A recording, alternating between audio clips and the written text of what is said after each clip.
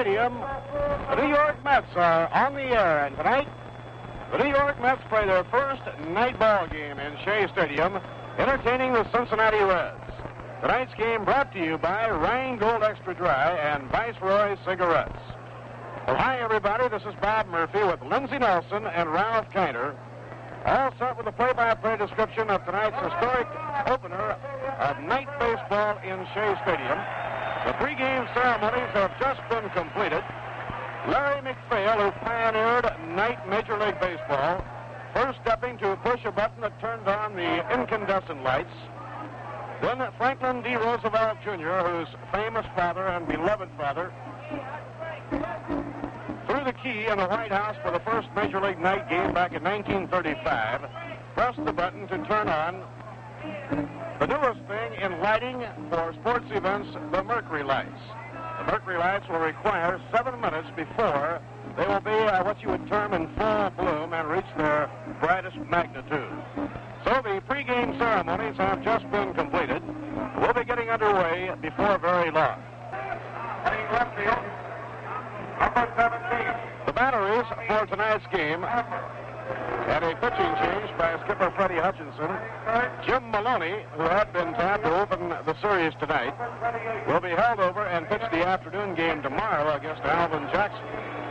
Tonight it'll be Sammy Ellis on the mound, making his first start of the new season. And making his Major League debut as a starter for New York will be Bill Wakefield. And so with Jim Maloney holding over to pitch the game tomorrow, it will be a rematch of the hurling duel in Cincinnati in which Al Jackson shut out the Reds in outdueling Jim Maloney by a score of 3-0. Now here are the lineups for the game tonight. Pete Rose, the second baseman, will lead off for Cincinnati. Tommy Harper in left field hitting second. Beta Benson, the center fielder, hitting third. Gordy Coleman, the first baseman, batting cleanup. Frank Robinson in right field hitting number 5. Johnny Edwards behind the plate batting 6th. Chico Cardenas at shortstop hitting 7th. Chico Ruiz, the third baseman, batting 8th. And on the mound and batting 9th, right-hander Sammy Ellis. For New York, Charlie Smith will be at third base leading off.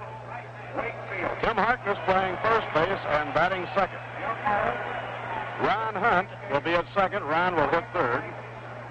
George Altman in right field batting cleanup. Frank Thomas in left field hitting number 5. Eddie Craneville will be in center field. Eddie will be hitting 6th. Hawk Taylor behind the plate hitting 7th. Sammy Samuel, the shortstop, batting 8th. On the mound and batting 9th and making his Major League debut as a starting pitcher, 22-year-old Bill Wakefield. The umpires tonight, Giant Lee Wire behind the plate calling balls and strikes. Jocko Conlon, the captain of this umpiring crew, will work at first base. Doug Harvey will be at second, and Tony Vinson will be at third. And the New York Mets take the field.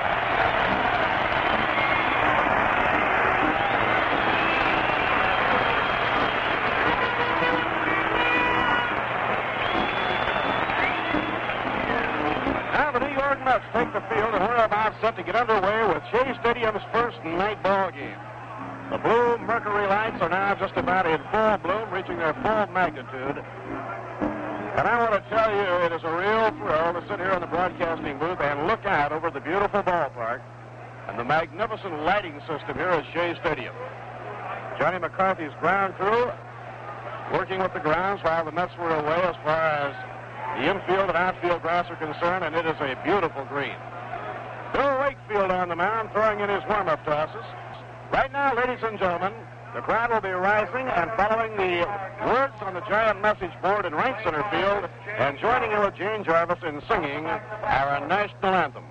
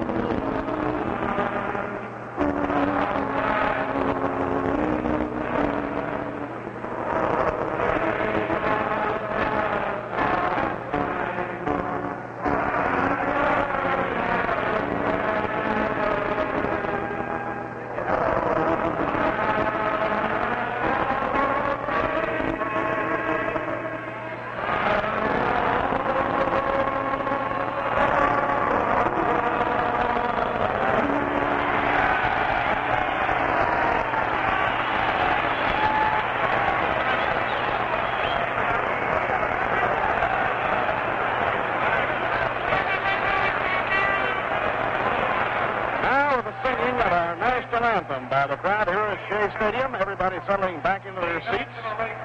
The banners are waving all around the beautiful new stadium with the cry of "Let's go Mets." And we're set to get underway. The leadoff batter will be the Cincinnati second baseman, Pete Rose. Reds were strengthened with the return to the lineup of slugging Frank Robinson, whose 2 home runs enabled Cincinnati to down the Pittsburgh Pirates yesterday. Tonight, of course, as well as being the first night ball game featuring the very latest thing in lighting, also marks the night debut of the Stadiorama scoreboard out in right center field. Giant Rheingold scoreboard is live and in full color for the first time. It towers 7 stories high, it's 40 feet wide, and 136 feet high. It uses 80 miles of wiring. Now Pete Rose stepping in, left-hand hitter. Here's the windup, pitched by Wakefield, a high pop-up to short left field. Found well going out. Coming in is Thomas, and he makes the catch for the out.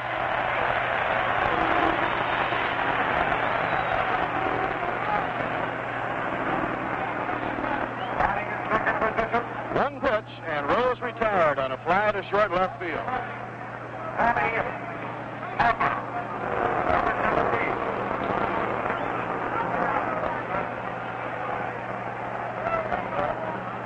Now the hitter is Tommy Harper. Tommy, a right-hand batter, playing in left field.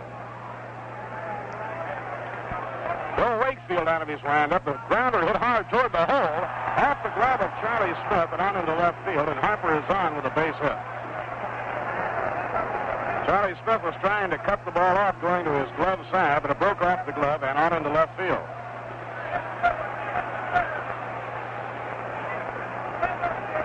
Now the hitter is Vada Penson, and in beautiful color on the big screen on top of the Rheingold scoreboard, there's a slide color photo of Vada Penson.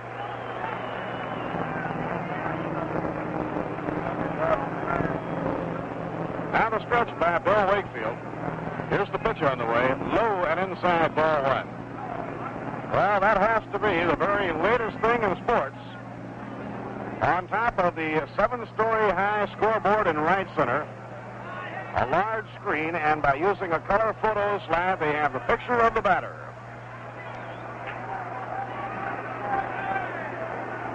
Here's the pitch on the way, a swing and a miss.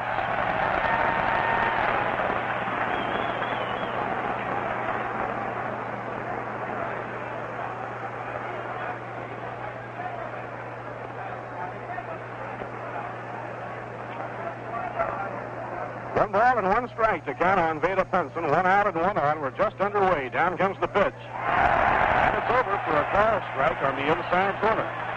Vada hitting at .328. He had a great year with Cincinnati last season.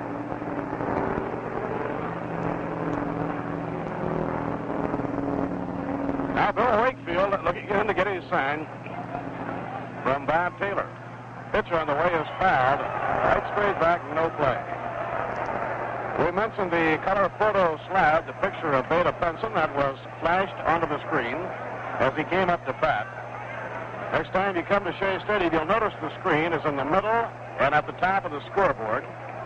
It is 18 by 24 feet. It's a rear projection of the screen. Permits the full display of full color photos at all the night ball games. You can even see color movies from time to time.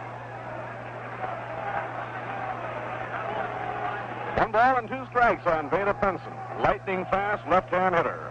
Pitched by Wakefield, a high foul ball drifting down the left field line and over toward the crowd. This will be out of play.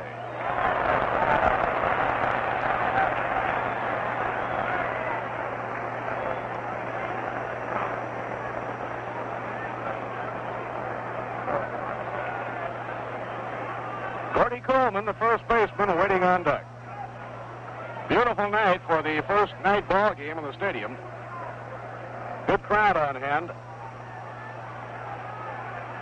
Infield and the outfield in real good condition.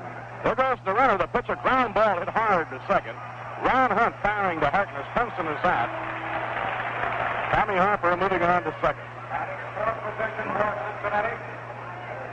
Number 18. Now there are two away, and that brings up Gordy Coleman. Number 18.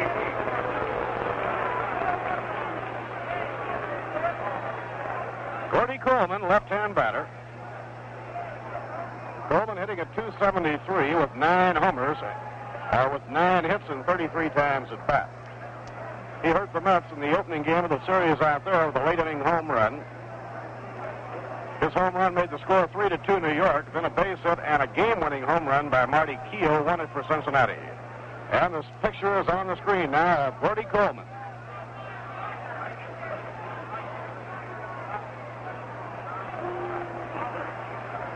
Publicity department of the New York Mets, headed up by Herb Heft, getting individual color picture slides of every player in the National League so their picture can be flashed on the big 18 by 24 foot screen when they come up to hit. A swing and a miss on an off-speed curve, strike one. Bill Wakefield is 22 years old. His home just outside of Kansas City, Missouri, a very bright young man who already has a BA degree from Stanford University in economics. He came to the New York Mets in the George Altman deal that sent Roger Craig to St. Louis. The Mets had a good line on young Bill Wakefield because Whitey Karowski, managing the Buffalo Club, the Mets' top farm team, had been managing in the Cardinal system at Tulsa in the Texas League 2 years ago, and Bill Wakefield was pitching for him. As Casey says, Wakefield is sneaky fast. The ball is in on the hitter almost before they realize it. Now Hunt makes a run on Tommy Harper to draw him back towards second.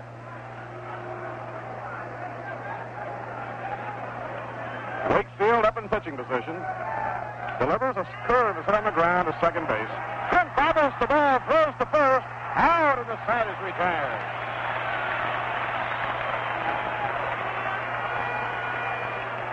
Good scrambling by Ron Hunt to get his man. No runs, 1 hit, no errors, and 1 left on. The score in the middle of the first. Cincinnati nothing, and the New York Mets coming to bat. And now music to twist all the way to the refrigerator back.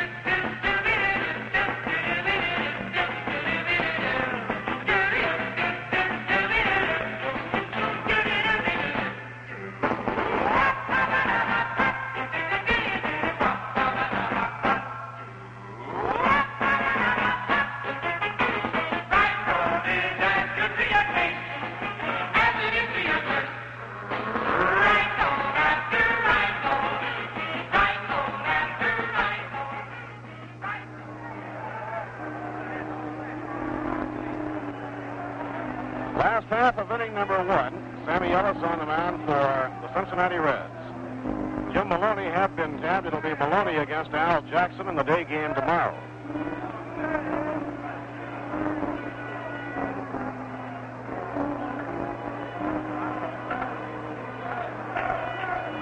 Day game tomorrow starts at 2 o'clock.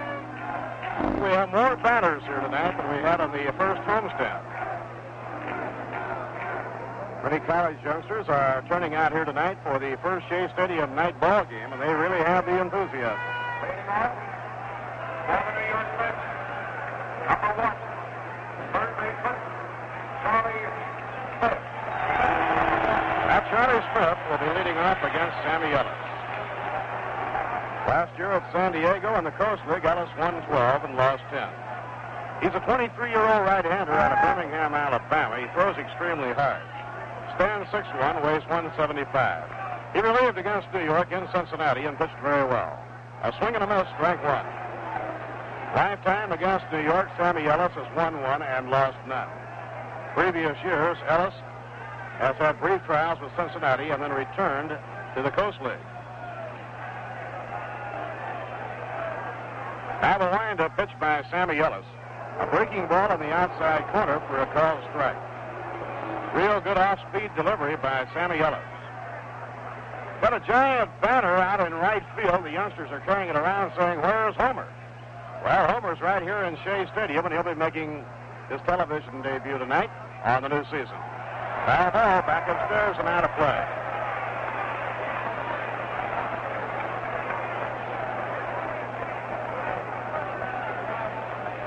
Banner in right field says the Brooklyn College of Pharmacy prays for the Mets. Right next to that, another banner that says, "Let's go Mets." 2 strikes to count on Charlie Smith. Sammy Ellis into his windup. Now the pitch on the way. Low and outside, handled by Johnny Edwards. 1 ball and 2 strikes. The Reds are set up defensively with Gordy Coleman playing first. Pete Rose at second. Chico Cardenas at short, and Chico Ruiz at third. Now Ellis over the hip. Down comes the arm. Curve is foul tipped. He stays alive. In the outfield, Tony Harper is in left. Bela Penson in center. Around in right field, Frank Robinson. Johnny Edwards behind the plate, and on the mound, Sammy Ellis.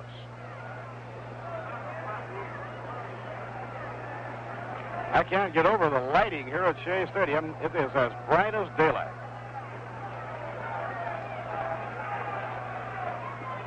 Outside and low in the count even. 2 balls and 2 strikes. Tim Harkness waiting on deck.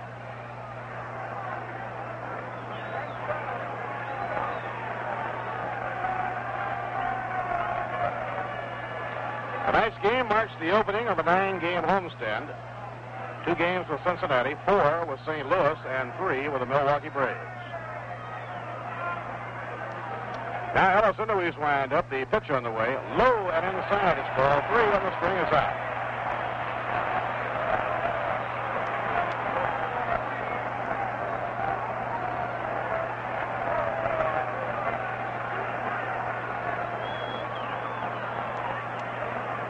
Wes Westrom on the coaching lines at first. Don Hefner coaching at third.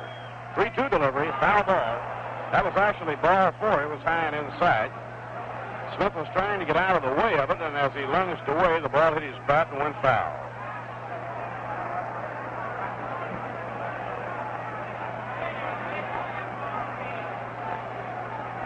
Real big weekend of baseball coming up here in the beautiful new stadium. Johnny Keane, St. Louis Cardinals in Friday night, Saturday, the Ladies' Day game, and a Sunday doubleheader. Foul ball, lofted back toward the mezzanine level. It'll be out of play. Those of you who have not seen Shea Stadium, the stadium is 5-tiered. The field box level, some 10,000 seats. The loge level, the press level, the mezzanine level, and then the upper deck. Down the lines to the fences, 341 feet. Ballpark is symmetrical, and straightaway center field is 410 feet. A high infield pop-up. Pete Rose is calling for it near second base. He's under it and makes the catch. Batting in second position, number 3. First baseman,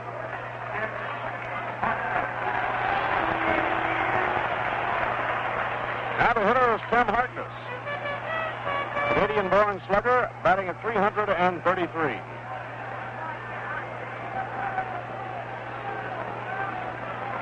Big screen on top of the scoreboard in right center shows Tim Harkness's picture. Slow grounder hit back toward the mound, fielded by Ellis. He throws to Gordy Coleman in time for the out. Tim took a big swing, but just popped a slow roller and is an easy out. batting in first position, 2 outs and nobody on. That'll bring up Ron Hunt. second baseman, Ron Hunt.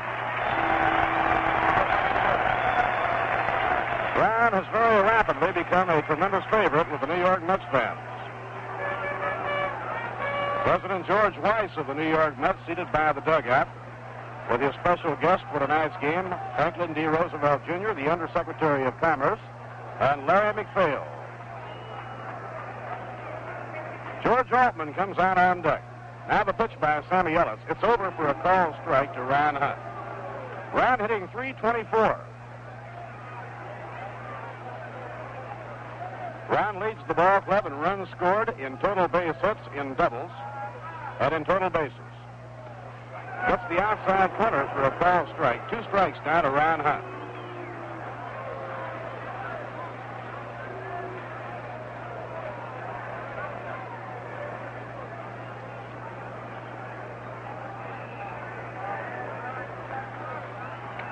Now the windup. Here's the pitch on the way. Way inside. That one almost nicked him.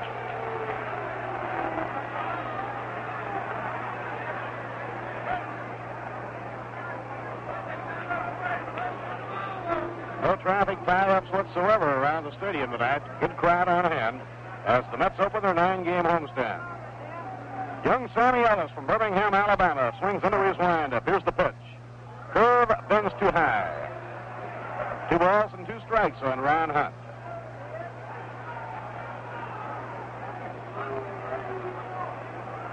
Visiting bullpen is in left field, the home bullpen in right field. Out behind the wall.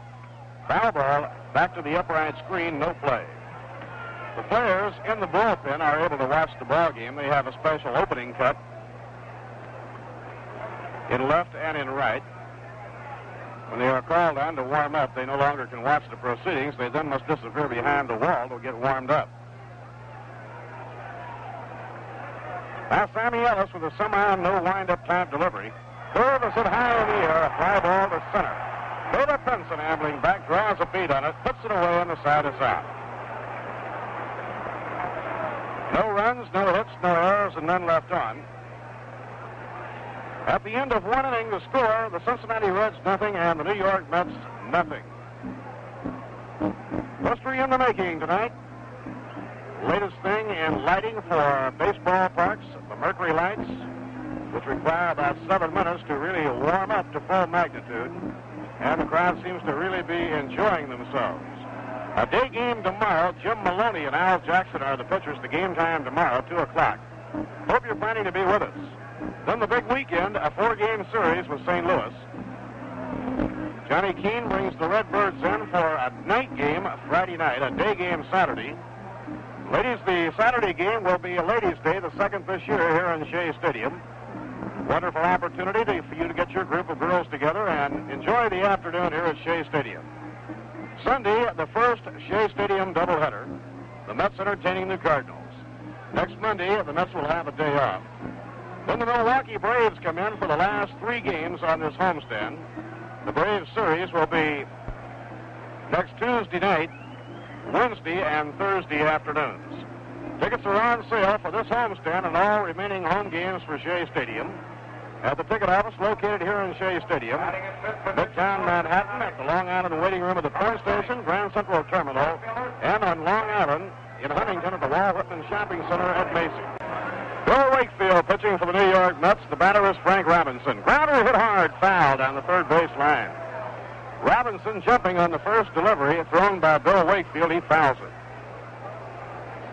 Frank Robinson, returning to the lineup yesterday, hit 2 home runs to propel Cincinnati to a 5-4 win over Pittsburgh. Now the pitcher on the way. A check swing drive hit down the right field line. A fair ball for a base hit. Foul ball, foul ball. Just foul down the right field line. Oh, that was foul by inches. Robinson didn't mean to hit it. He was holding up on the swing. Ball hit his bat, and he almost came up with a 2-base hit. Now the windup, pitch by Wakefield. A swing and a miss. He struck him out with a curveball.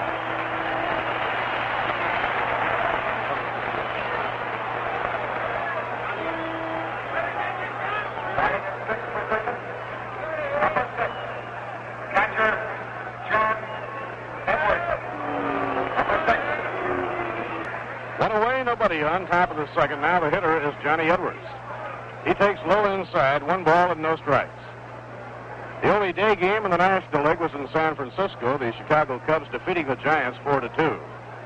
The other National League action takes place tonight, and all the slate in the American League will be under the lights. On the year, Cincinnati has won 10 while losing 8. Wakefield delivers a drive in the air to right field. Altman is there. Has it misjudged? Resets and takes it 3 out.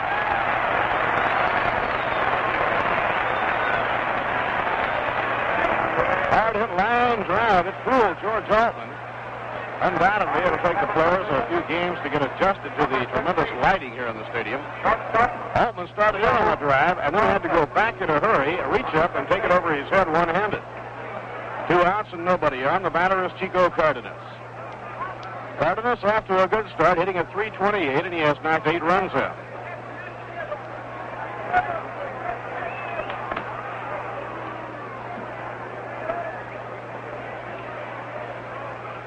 and nobody on. Wakefield over the head delivery. He swings a high pop fly. Short center field, drifting in Eddie Cranepool. Eddie waiting, and he makes the catch. 1-2-3 inning for Bill Wakefield. At the end of an inning and a half, the score, the Reds nothing and the Mets nothing. You know, we're sure glad you've joined us for another Mets ball game. And if you haven't already done it, we'd be delighted if you'd join us in the ranks of satisfied Viceroy smokers. What's more important, you'll be delighted because Viceroy's got the taste that's right. Now, you've probably had the experience of trying some filter cigarettes that taste too strong, like some brands that taste as if they didn't have a filter. And some of the other brands are just too light. You keep smoking one after another trying to satisfy your taste. Then one day you give Viceroy a try and you discover Viceroy is not too strong, not too light.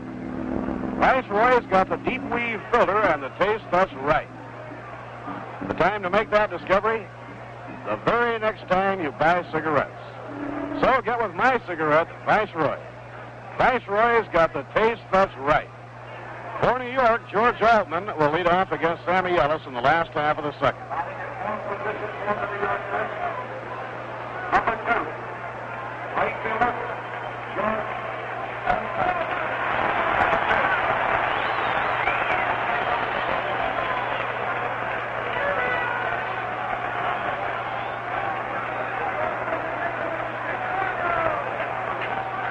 George Altman batting left-handed, facing Sammy Ellis. Young right-hander fires a fastball through for a called strike. Group of youngsters in the upper deck down the left field line have a banner that says, "The boys from Hollis love the Mets." Pitch to George. A drive hit hard, a base hit to right center field. Ada Benson runs the ball down, plays it back to the infield, and Altman has singled to right center.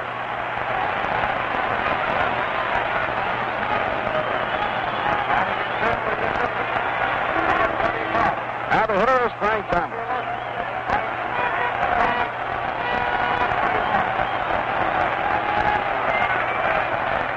Big Frank, hitting .262, has 1 homer and 5 RBIs. Leo Cardenas calls time and comes in from shortstop to talk to the pitcher, Sammy Ellis.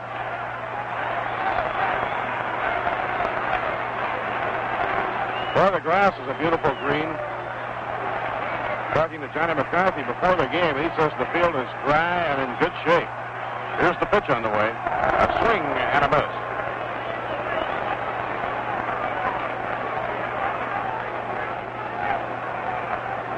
Scoreboard really looks sensational now. It's been completely finished. Everything is operational. 7 stories high stands the scoreboard in right center. Down comes the pitch. A smash hit to short, fielded by Cardenas. The Rose for 1. On to first, double play. Low line drive hit by Thomas right off the shortstop Cardenas. He played it on the first hop and had plenty of time to get 2. Good turnout tonight in Shea Stadium, all looking forward to a good ball game. Plenty of Viceroy smokers, too, all looking forward to the taste that's right. Eddie Cranepool, the batter. Foul ball back into the screen, no play.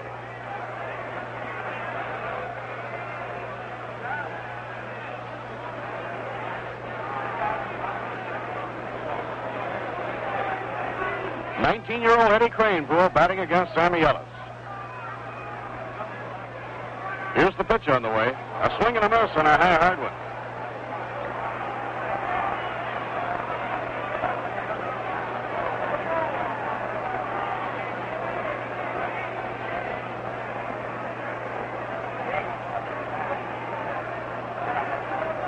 Now Sammy Ellis looking in to get his sign. 2 outs, nobody on, bottom half of the second inning. Bob Taylor waiting on deck. Swing and a miss, he struck him out. He threw the fastball tight, jammed him with it, and struck him out. No runs, 1 hit, no errors, none left on. 2 innings complete. The score at Shea Stadium, the New York Mets nothing and the Cincinnati Reds nothing. Tickets for all remaining home games here at Shea Stadium Home of the New York Mets are on sale at the ticket location here at Shea Stadium, and that, by the way, is open 7 days a week. In Midtown Manhattan, the Mets have ticket outlets at Penn Station and at Grand Central Terminal. Pennsylvania Station, the ticket outlet is located at the Long Island Waiting Room. The Grand Central Terminal near the foot of the 42nd Street, Vanderbilt Avenue ramp. Tickets are also on sale for Long Island baseball fans in Macy's in the Walt Whitman Shopping Center in Huntington. Remember, too, that ticket reservations may be made for all future home games of the New York Mets at all Howard Clothes stores in the New York area. So we hope you're making your plans now and that you'll be joining us for all the fun and excitement of Mets baseball in the beautiful new stadium here in Flushing. We're going to inning number 3, Cincinnati coming up against Bill Wakefield. Man who is mighty happy to be back from the road trip, and here at Shea Stadium, all set to call the game for you, Ralph Kiner. Thank you, Bob, and hi there, everyone. Well, I guess, Bob, everybody's happy to be back and in front and with this great crowd here. First man up in the ball game right here in this inning will be Chico Ruiz, playing at third base for Cincinnati. On the mound for the Mets, Bill Wakefield. Bill was touched for a hit in the first inning when Tommy Harper singled off Charlie Smith's glove at third base, the only base hit he's given up. Right-hand pitcher with no record so far this year. Ruiz, a switch hitter, batting from the left-hand side, and the first pitch is inside, a fastball, ball 1. After Chico, it'll be the pitcher, Sammy Ellis, and then the top of the batting order, Pete Rose. Charlie Smith playing in very tight at third base to guard against the bunt, and the pitch back to the plate is hit deep and foul down the right field line. Ball out of play. Well, there's a banner over here to the right-hand side. That's the biggest one we've ever seen at a Mets ball game. It's a little bit too far to our right to actually read it, but it's really bringing the applause from the fans here in this ballpark. The applause is for this banner. And Bill Wakefield into the windup and to the plate. Curveball bounced to first base. Tim Harkness has a big hop, takes it, goes to first all by himself and makes the play. So 1 out here in the top of the third. No score in the ball game. Each side with 1 base hit. And it'll bring up the pitcher, Sammy Ellis. Ellis, a left-hand batter. Ellis has been at bat 1 time so far this year with no luck. He is 0 for 1. Bad to be repetitious as it is never to say anything, but you cannot believe the lights here at this ballpark. They're fantastic. A brand new concept of lighting, and it's better than daylight. Here's the pitch, a curve. Hit slowly down toward first base. Harkness moves to his right, picks it up with one hand, throws back to first base. A good play for the out. Covering there is Wakefield, and now the Mets have 2 men out here in the top of the third. And Pete Rose will come to bat for the Reds. Rose hit out to left field his first time up in the very first pitch of this first night game in Shea Stadium. Rose batting 178, also a switch hitter. If there was a preference, you would say that a left-hand pitcher against the Reds would have a better chance. Left-hander would make the switch hitters, both Rose and Ruiz, go to the right-hand side of the plate, and they're very fast men, and that takes some of their speed away. First pitch is low. It's ball 1. The ball getting away from Hawk Tanner. We'll pause for station identification. This is the New York Mets Baseball Network. You're tuned to 810 on your radio dial, WGY Schenectady, your New York Mets station. Ralph Kiner along with Bob Murphy and Lindsey Nelson. The next pitch is hit sharply down to Ron Hunt. He takes it, throws to first, and that retires the side. No runs, no hits. There were no errors, no one left on base, and the score at the end of 2.5 innings. The New York Mets, nothing. The Cincinnati Reds, nothing. Well, I guess it's fitting that the Mets play their first Shea Stadium night game with these Cincinnati Redlegs. As you know, as we have noted, Crosley Field, Cincinnati, was the scene of the first Major League night game back in 1935. But that wasn't the first night game in baseball history, not by a long shot. The first night game of record was played back in September of 1880 when 2 amateur teams strung art lights on the field in Nantasket Beach, Massachusetts, right here along the Rhine-Gold Beach. Well, that's all you really need to know about night baseball. And here's all you need to know about beer. Rhine-Gold is as good to your taste as it is to your thirst because it's brewed extra dry. Smoother, crisper, livelier, completely refreshing. Yes, sir, daytime, nighttime, anytime you're thirsty, Rheingold is as good to your taste as it is to your thirst. Rheingold after Rheingold. Mets coming to bat here in the bottom half of the third. No score in the ball game. The first man up will be Hawk Taylor. Here's the first pitch to Hawk Taylor. A curveball outside by Sammy Ellis. Ball one. Kansas City won, Chicago won after 4.5. Trabowski going for the Athletics against Gary Peters for the White Sox. And that is the first of two. Fastball hit in the hole. It goes out through. Picked up by Tommy Harper, and Hawk Taylor holds at first base. And the Mets now have their second hit of the ball game and a runner at first base with no one out.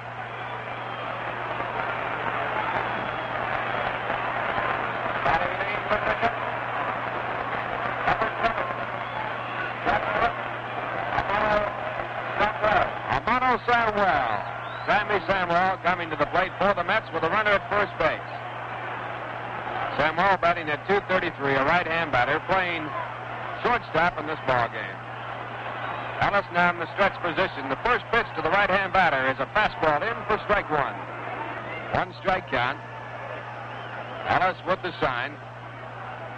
And back again, and a fastball is fouled out and out of play. Strike two.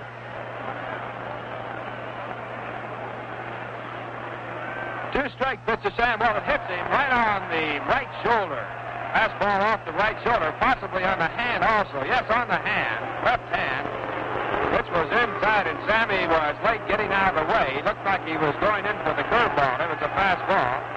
That'll move Hawk Taylor down to second base. The Mets now have runners at first and second as Gus Marsh takes a look at the hand. And the Mets now, for the first time in this ball game, have two base runners. No one out, and Bill Wakefield, the batter.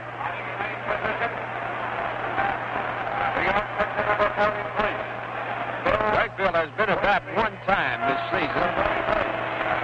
Not coming up with a hit. First baseman Gordy Coleman in very close, looking for the bunt. Also Ruiz, the third baseman. Hawk Taylor at second, and the first pitch is taken outside, a slider for ball one. Wakefield was squaring around the bunt, took the pitch as it went out of the strike zone. Big crowd on hand for this first night game, and extremely enthusiastic. 1-0 delivery. Wakefield squares and takes. It's in for a strike. 1 ball, 1 strike. First baseman Gordy Coleman, by the time the pitch arrives at the plate, is about 30 feet away. He's charging very early. No one out, bottom half of the third, no score in the game. Mets with runners at first and second. Johnny Edwards sending the signs out. And the pitch is taken inside, a fastball, and this time Wakefield was hitting away. He did not square around.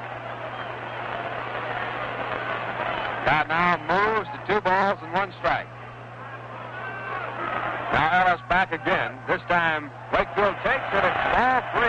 3 balls, 1 strike. That time Wakefield had squared around the butt. So the count 3-1, and Sammy Ellis only a pitch away from loading up the bases if the pitch is out of the strike zone. Here's the pitch, and Wakefield squares, bunts it foul. Ball bunted toward the first base side, but bunted foul by about 10 or 15 feet. And Hawk Taylor, who was on second, had moved to third, moves on back to second base. Samuel goes back to first. Full count of 3 balls and 2 strikes. And the pitch. It is in there, called strike 3. Wakefield was taking. He thought the pitch was outside, and he is called out by home plate umpire Lee Wire. 1 man out. It brings up the leadoff batter, Charlie Smith. Charlie popped to second base his first time up. He's a right-hand batter playing at third base. Ellis to Charlie Smith. And the ball is bounced down through the middle. A chance for double play. Cardenas takes it all the way. Goes to first base in time. Cardenas moved over, stepped on the bag as he fielded the ball, and threw on to first base for the second double play pulled off by the Reds here in the ball game in 3 innings. No runs on 1 hit, no errors, 1 batter hit by a pitch ball, and 1 man left on base. And the score at the end of 3, the Mets nothing, the Reds nothing. Now some music to have a rain go by.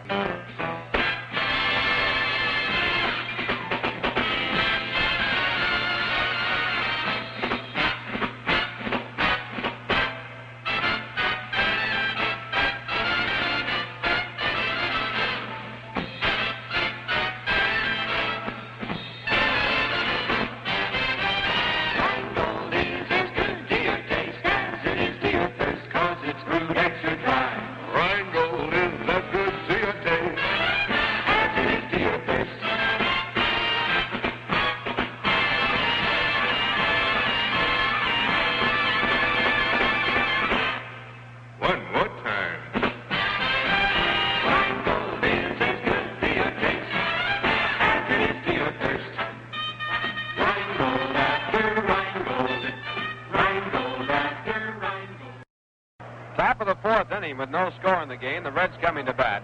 For the Mets, Bill Wakefield has worked through 3 innings, giving up 1 hit. He has struck out 1 and walked none. 1 base hit was to Tommy Harper, who leads off here in the 4th inning. After Harper, it'll be Vada Pinson and Gordy Coleman. Mets have 2 hits in the game to the Reds 1. We're going to have a new shortstop in the ball game. Sammy Samuel has been taken out, and coming in from the bullpen is Al Moran. Bill Wakefield making his first major league start. Another one of the young Mets that has shown considerable promise throughout spring training and the early part of the year. And his first pitch to Harper. Change up, it's inside, ball 1.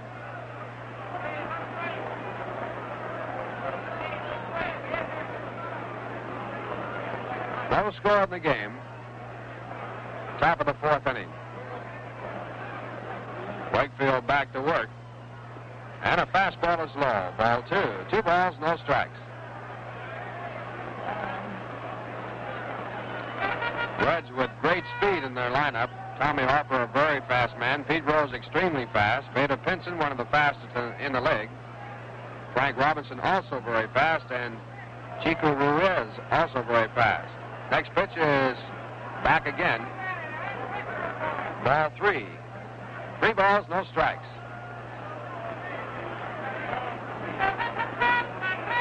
And the pitch. It's in the dirt, and it's ball 4. Wakefield walking his first man with no one out here in the top of the 4th. And it brings up Vada Pinson.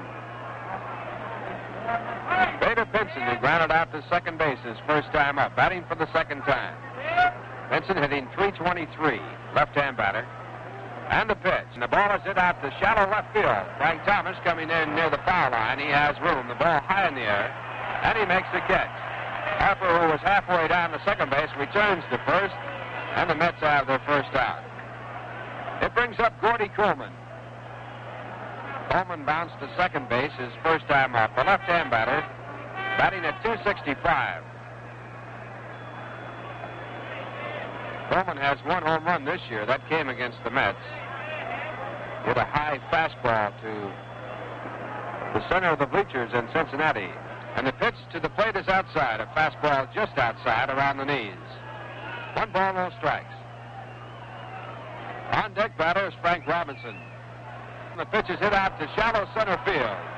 Eddie Cranepool coming in. Ron Hunt backpedaling, and now Cranepool calls, and he makes a catch. A throw to first base is not in time. Harper was a little bit undecided as to whether or not that ball might be caught, and so were quite a few of the fans here in the stands, as there was some judgment and a delay on who was going to take it. Cranepool finally ran Ron Hunt off the play and made the play. Now with 2 out, the batter will be Frank Robinson. Cranepool has played in center field before, but not many ball games. He's basically a first baseman. Robinson was struck out his first time up. Wakefield got him on a curveball, got him swinging. Frank is batting .226 with 2 home runs and 6 runs batted in. He's been playing with a bad hand. He had a hairline fracture when he dove back into a bag. There goes the runner. The pitch is dropped by Hawk Taylor, and Harper goes in with no play. A stolen base for Tommy Harper. Pitch was a fastball that was just off the outside corner. Good pitch to throw, but Hawk dropped the ball out of his glove and had no chance to make the play. That is a 6th stolen base for Tommy Harper. Now the pitch back to the plate. A curveball hit deep to left field. This is going to go all the way, and there it goes.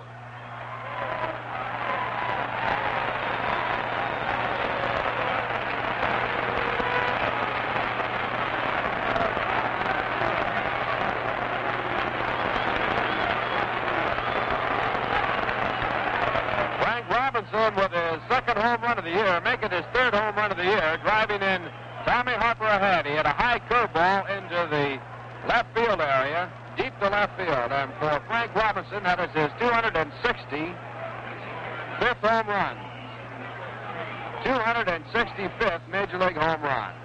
And the Reds have scored the first 2 runs of this first night game ever played in Shea Stadium. And the batter is Johnny Edwards. He takes outside a slider for ball 1. 1 ball, no strikes. Wakefield back again and gets a strike at the knees.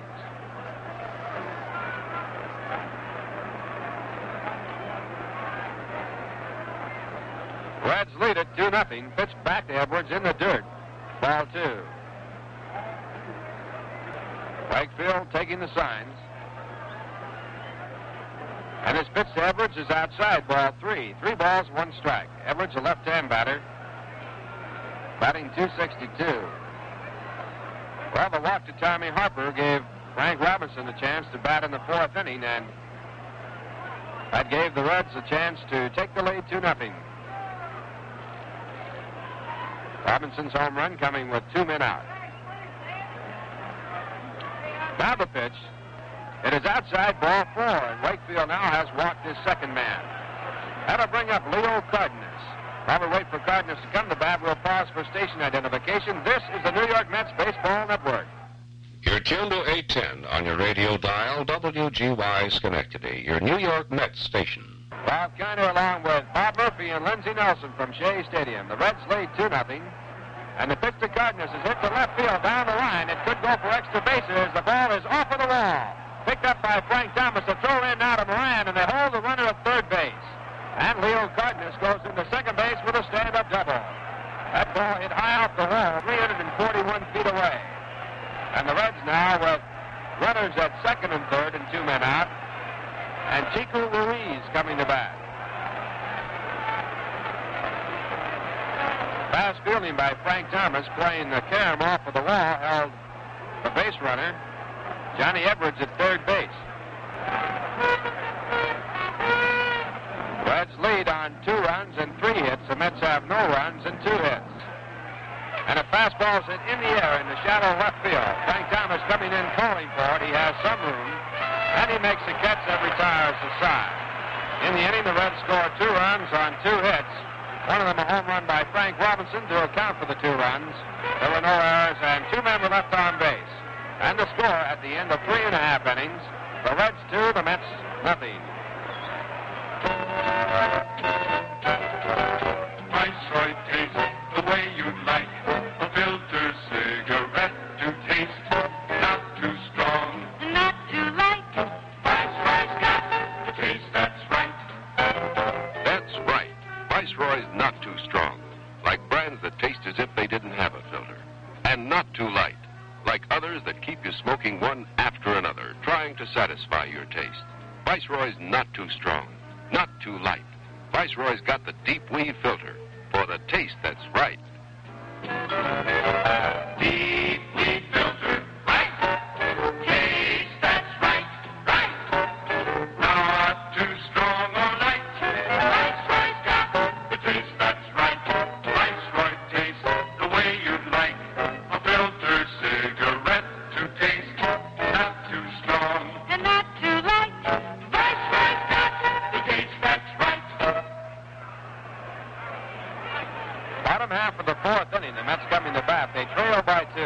For the Mets, it'll be Tim Harkness as leadoff batter, followed by Ron Hunt and George Altman, the 2nd, 3rd, and 4th batters in the batting order. The ball is hit after left field. Moving in and calling for the play, Tommy Harper. He makes the catch. 1 man out, and Ron Hunt comes in. Philadelphia scored 4 runs in the bottom half of the 1st. They lead Milwaukee 4-0 after 2 innings. Billy Heft has relieved starter Bob Sadowski. Ray Cope is going for the Phillies. Chicago defeated San Francisco. No home runs by Willie Mays. McCovey had one. Winning pitcher was Larry Jackson. Bob Henley was the losing pitcher for the Giants. Now the pitch to Ron Hunt. He takes a breaking pitch in the outside corner for a strike. Ron flat out to center field his first time up in Shea Stadium under the lights. Batting .319.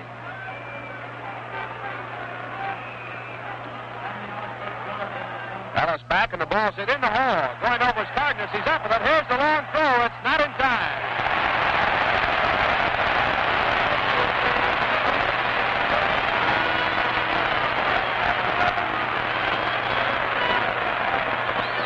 Leo Cardenas making a great play in the hole and making a great throw to first, but not in time as Ron Hunt beat it out. And Ron now is hit in 7 consecutive ball games for the Mets. And it brings the tying run to the plate.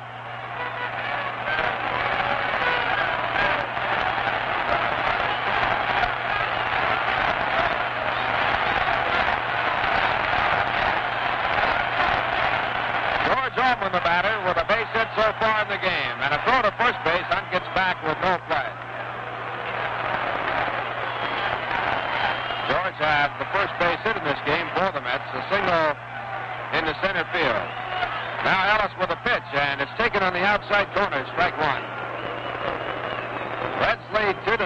The Mets threatening here in the bottom half of the fourth. Yankees defeated Washington in the first of two, 9-2 today. Jim Bouton, the winning pitcher. One strike pitch. Hit deep to right field. It's going to be all the way. And there it goes.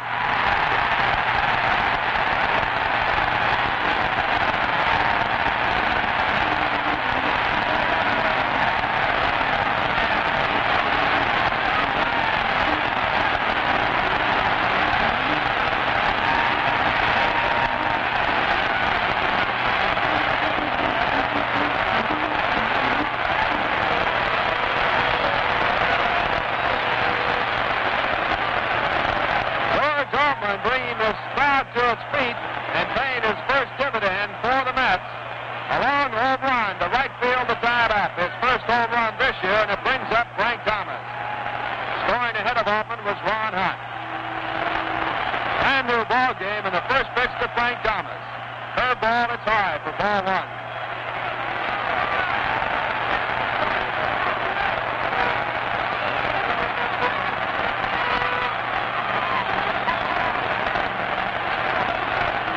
Get into a double play his first time up. He hit the ball hard. Change of pace, it's high. Ball two.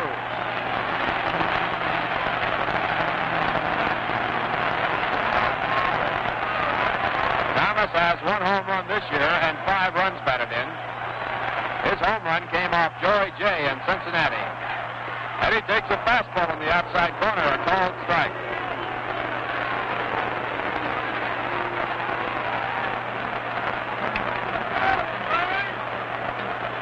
George Altman's home run tying the ball game with 1 out here in the bottom half of the fourth. Ellis back to Thomas, and there's a hard swing by Frank, but he misses it. Strike two. 2 balls, 2 strikes. Oh, that home run by Altman had this crowd right on its feet.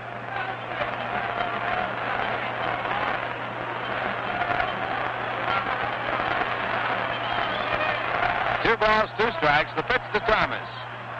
And he strikes out. Going for a slider on the outside part of the plate. And for Sammy Ellis, his 3rd strikeout. 2 men out here in the 4th inning now for the Mets, and Eddie Kranepool comes up. Eddie struck out on a fastball his first time up.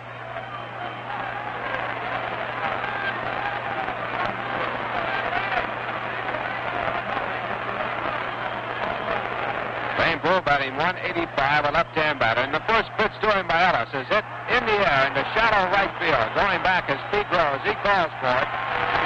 And he makes the catch to retire the side. In the inning, the Mets tied up by scoring 2 runs on 2 hits. A 2-run home run by George Altman. There were no errors, no one left on base, and the score at the end of 4. The Mets 2, the Reds 2. And now here's Bob Murphy. Okay, Ralph, and as Gene Jarvis plays Take Me Out to the Ball Game, the Giants scoreboard out at right center field. Performing under the lights for the first time, and as the musical notes change, the colors on the big scoreboard also change correspondingly with blues and reds and yellows. You're in for quite a treat when you come to Shea Stadium for the first time.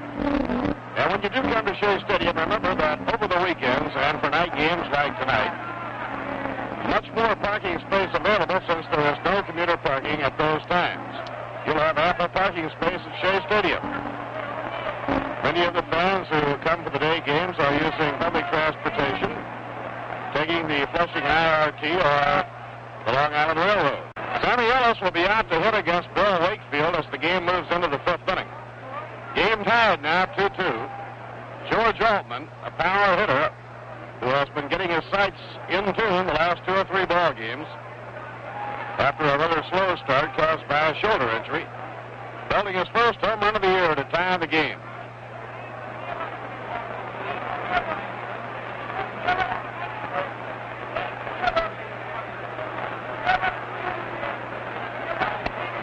Now the windup and the pitch by Bill Wakefield is taken high. 1 ball and no strikes.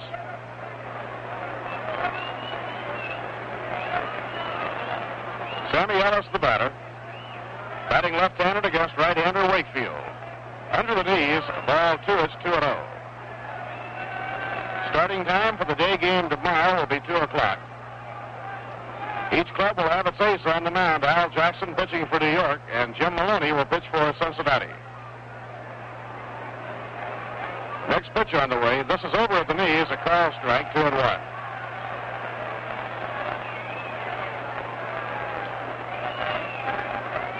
Now Wakefield has his sign, delivers Dallas, and misses outside. It's ball 3. Bill has already gone further in this game tonight than in any previous stretch in relief. He showed signs of getting a little wild in the 4th inning. He walked 2 men. After he walked Tommy Harper with 2 down, Frank Robinson connected for a 2-run homer.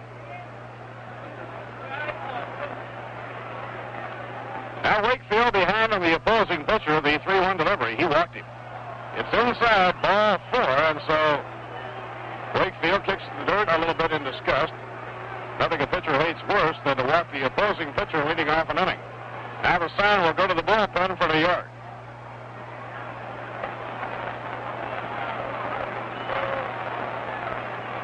Larry Benoff starting to warm up now for the New York Mets.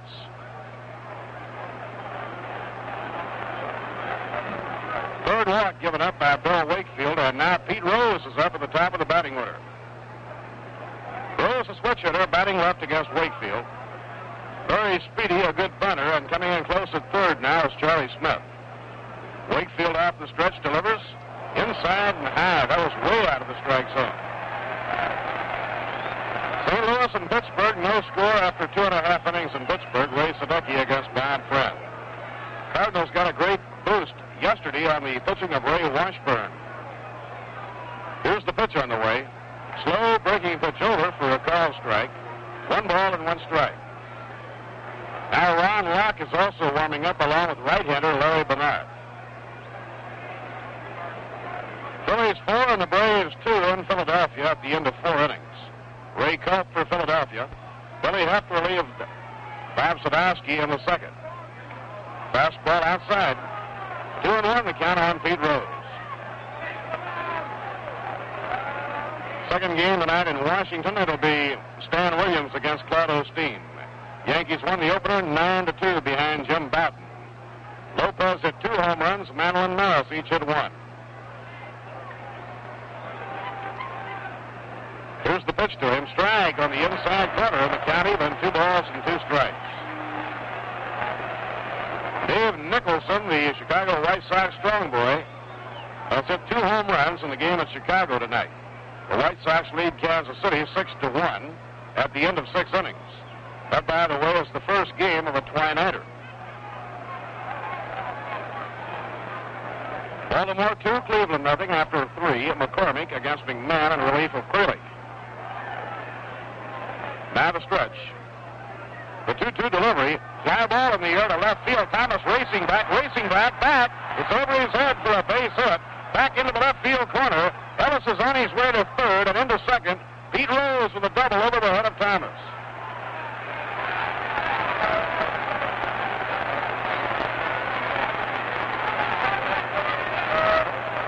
Now the Reds have runners on second and third. Nobody out.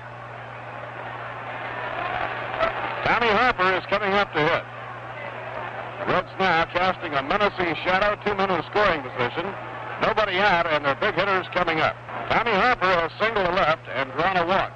After walking, he scored on the home run by Frank Robinson.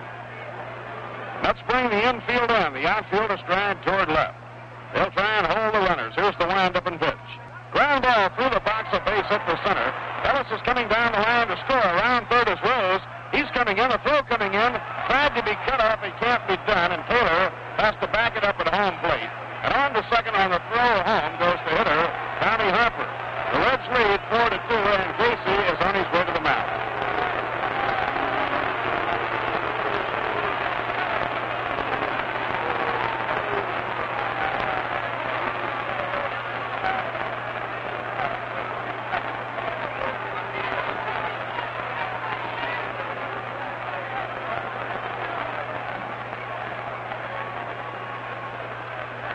Left-hander Ron Locke is coming in now to take the place of Bill Wakefield. Casey wants the young left-hander to come in and face Vada Benson. The doubleheader Sunday in Cincinnati, he brought Locke in from the bullpen to face Vada Benson in a key spot, and Vada struck him out. Or rather, Locke struck out Vada Benson. Nobody out here in the fifth inning. Wakefield gets credit for pitching 4 innings. At the moment has given up 4 runs, allowed 5 hits. Wakefield walked 3, and he struck out 1. Now here's Bill Wakefield leaving the hill.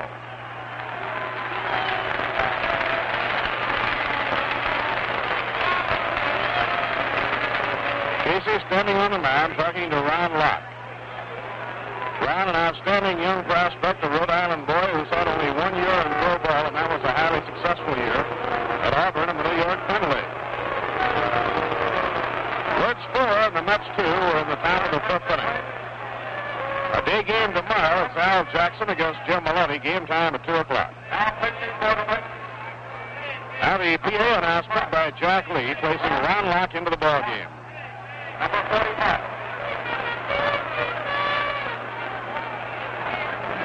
Vada Benson, stellar center fielder of Cincinnati, will be up against Ron Locke.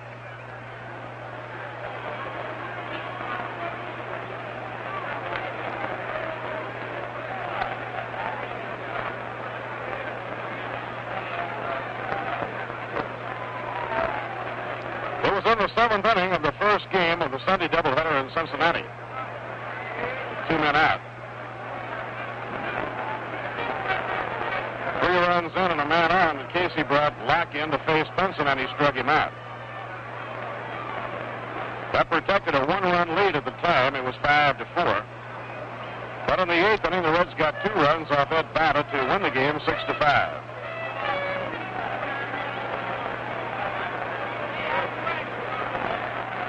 Last year, a great year for Vada Benson. And the fleet-footed outfielder is off to a fast start this year. Batting at .317 with 3 home runs and 11 runs batted in. Now Ron Locke up in pitching position. Down comes the pitch. He lays off, takes low, 1 ball and no strikes.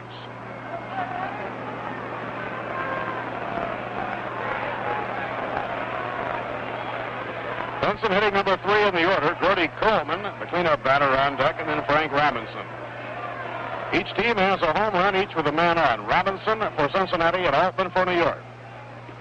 Ball 2 outside and low.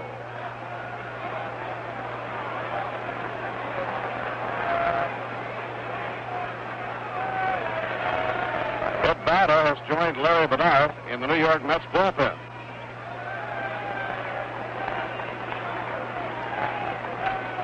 Now Locke behind on Benson, 2-0, delivers.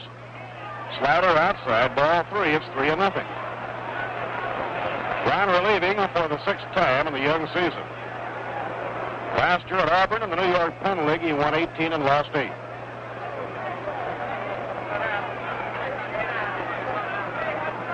Brown relieved in both games of that Sunday doubleheader. Now he's behind 3-0. 2 high, ball 4, and he walks Benson on 4 pitches. That brings up Gordy Coleman, but Coleman is being called back, and Darren Johnson will hit for him. Freddie Hutchinson has been platooning Gordy Coleman and Darren Johnson at first base. So now with a left-hander Locke in the ball game, Darren Johnson, who led the Coast League in hitting last year, right-hand batter with good power, is on to hit for Gordy Coleman. Ladies and gentlemen, for Cincinnati, batting for Coleman, number 11, Darren Johnson. Here's a windup by Locke. He forgot about the runner on second base. And Harper just cruises on over to third. Stolen base for Tommy Harper. His 7th of the year and his 2nd in this ball game. Ron Locke was concentrating so hard on the hitter, he simply forgot about him. Went into a windup, and so Tommy Harper just walked over to third. Veda Benson was caught by a surprise, and he stayed at first base. Runners on first and third, and now Casey's out of the dugout, and we may get a pitching change. Has 2 right-handers in his bullpen, Ed Bauta and Larry Bernard. Runners on first and third, and this will be it for Ron Locke, and we'll have a new pitcher coming in the ballgame. Larry Bernard coming in now for the New York Mets. Larry, last year, his first full season in the major leagues, and it was a busy year and a good year for him. He learned a lot. He relieved in 58 ball games. Ron Peronowski and Jack Balshin were the only pitchers in the National League in more ball games. Freddie Hutchinson made his move, sending Darren Johnson up to hit against Locke, a left-hander. Now Casey retaliates by bringing in a right-hander, Larry Bernard. Larry, a sinker ball pitcher, has been working hard on developing a good slider. Now Locke leaves the ball game, and Larry Bernard takes over. For the New York Mets, this historic first night ball game in the beautiful new stadium is the opener of a 9-game homestand. Tomorrow, a day game that starts at 2 o'clock and winds up the short series with Cincinnati. The St. Louis Cardinals, who got a great help and a real shot in the arm from Ray Washburn in their game last night, then come in for a 4-game weekend series. Cardinals feel that if Ray Washburn can remain sound all year, they have a tremendous shot at the pennant. Last year, Washburn won his first 5 ball games, then came up with arm trouble. He wound up losing about half of the season, not being able to work at all. The infield hoping for a shot at the double play, ready to concede a run. Reds in front by a score of 4-2. Darren Johnson, a right-hand power hitter, is up. Now Larry has his sign. And the pitch to Johnson. Outside, it gets away from Hawk Taylor. Harper is coming down the line. He'll score. Around second is Benson going to third. The throw to third, a high throw, and he's safe.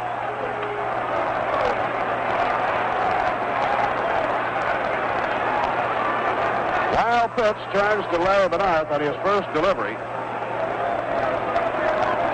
It's an outside pitch. Looked like his slider that broke off the glove of Hawk Taylor. And Veda Benson, one of baseball's fastest men, goes from first to third.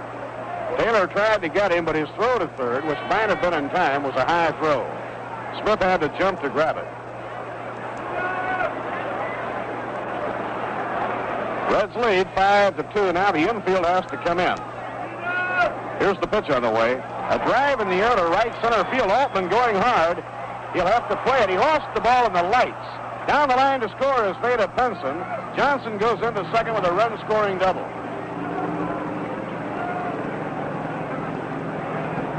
George Altman had to veer away at the last moment just when it looked like he would be able to catch the ball in right center. And I believe he lost the ball in the lights. 4 runs are in. The Reds lead 6-2. And right here we pause for station identification. This is New York Mets Baseball Network. You're tuned to 810 on your radio dial, WGY Schenectady, your New York Mets station.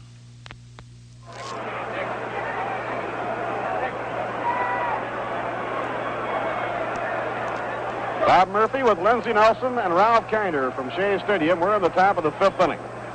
Pitch by Bernard. A little bit low taken. 1 ball and no strikes. The hitter is Frank Robinson. Robinson reached the seats for a 2-run homer his last time up. Veda Benson's run is charged against Ron Locke. Under the knees, 2 balls and no strikes. 4 runs are in. The Reds lead 6-2. 5 of the runs charged to the starting pitcher, Bill Wakefield. Darren Johnson, the runner on second, is the responsibility of Larry Bernard. Larry eyes the runner at second. Around comes the arm, low and outside, and he's behind on Robinson, 3-0.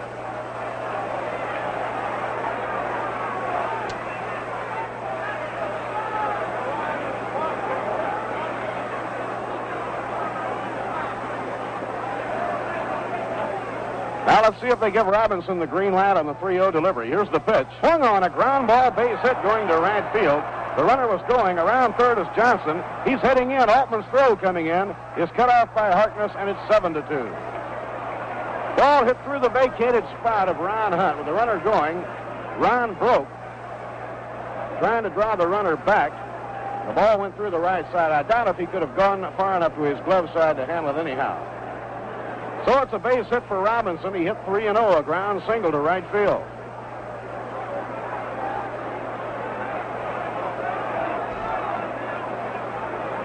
Third run batted in for Frank Robinson. Reds now have a 5-run inning, and they lead 7-2, and still nobody out.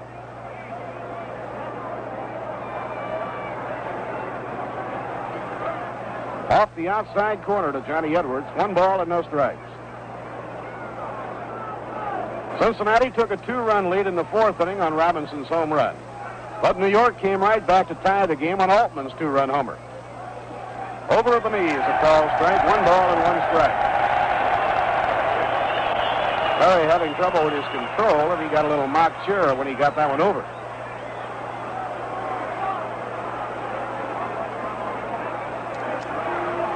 Frank Robinson takes the lead on first. Here's the pitch. Down in the dirt, scooped by Hart Taylor. There goes Robinson on a delayed steal attempt. A high throw, and he's safe at second. Delayed steal by Frank Robinson. Hart Taylor picked him up soon enough to throw him out, but his peg to second was a high throw. Moran had to leap to get it, and Robinson slid in safely.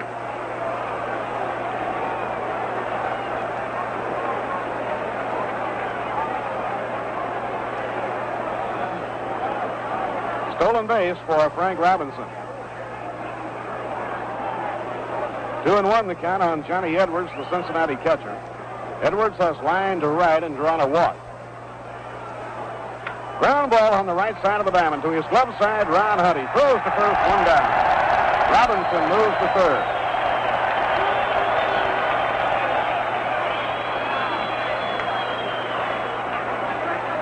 One away, the shortstop, Leo Cardenas, has flied to short center and doubled to left field.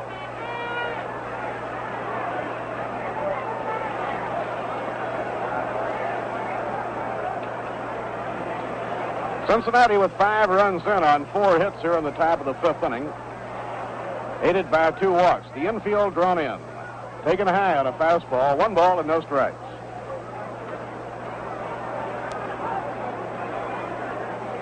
Chico Cardenas batting at .333. Slender right-hand batter. Brushed back, ball 2, it's 2-0.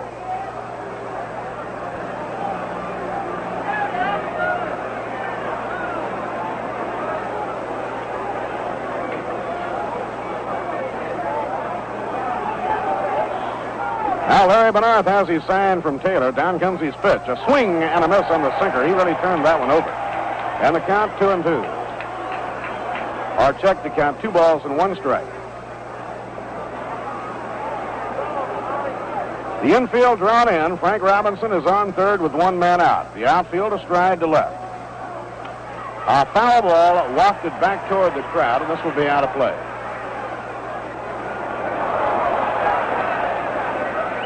Ball took a long, high skip up toward the very top of the field box section. Fellow just very neatly grabbed it out of the air and into the old pocket.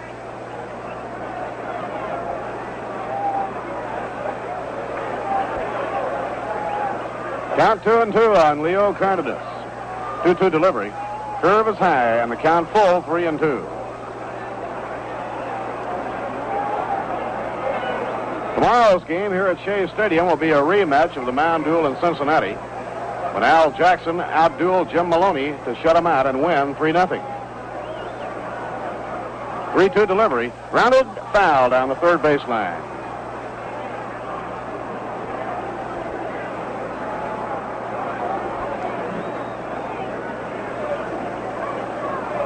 Year before last, the first year for the New York Mets, Jackson had 4 shutouts. Last year, he pitched even better ball, but did not get a shutout. This year, he already has 2 shutouts.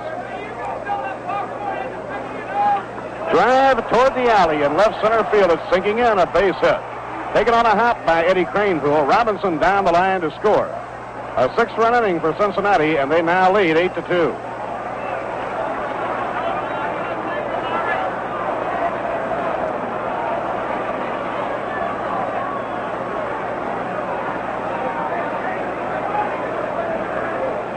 Reds have batted around. Chico Ruiz is the 9th man to hit in the inning. Ruiz, a switch hitter, batting left against Larry Bernard. 0-for-2 tonight. Fastball, a strike on the outside corner. Chico Ruiz has grounded out to Tim Harkness and flied to Thomas in short left field. Throw to first, not in time. Reds have a real running ball club, and they have indicated they're going to do everything in their power to use their speed. 1 ball and 1 strike.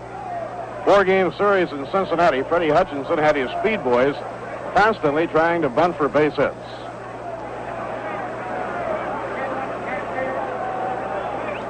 The 1-1 delivery. Swing and a miss. Ruiz really cranked up with a riffle that time. But Arth had taken a little bit off, thrown the pitch a little bit slower than the one before, and it caught Ruiz off his timing. 1 ball and 2 strikes. Swing and a miss. He struck him out. Chico Ruiz, fanned by Larry Bernard, 2 men down. Now Sammy Ellis will bat for the 2nd time in the inning. He was walked by Bill Wakefield leading off here in the top of the 5th inning. The Reds have scored 6 runs on 5 hits in the top of the 5th to break a 2-2 tie and go out in front 8-2. Bernard delivers, taken high, 1 ball and no strikes. St. Louis and Pittsburgh, no score at the end of 3.5. Ray Sadecki against Bob Friend. Cubs beat the Giants this afternoon 4-2. Larry Jackson, the winner over Bob Henley. Ground ball hit toward the hole, glove-handed by Charlie Smith. He throws to Hunt beside his out. 6 runs, 5 hits, no errors, 1 left on. At the end of 4.5 innings, the score, the Cincinnati Reds 8 and the New York Mets 2. Your attention, please. Ladies and gentlemen, now playing first base for Cincinnati. Batting fourth. Darren Johnson batted for Gordy Coleman, and he's now playing first base. Number 11.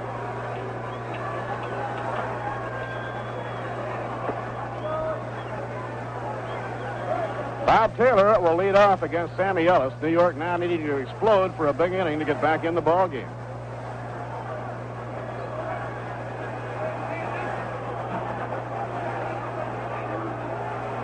Taylor got a base hit his first time up. Leans in and lets it go. It's outside, ball 1. President George Weiss of the New York Mets watching tonight's game with his special guest, Franklin D. Roosevelt Jr., the Undersecretary of Commerce, and Larry McPhail, who had the honor of pushing the buttons to light the stadium tonight. 2 balls and no strikes.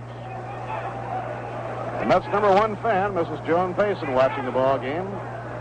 She rarely ever misses a ball game when she's in the city.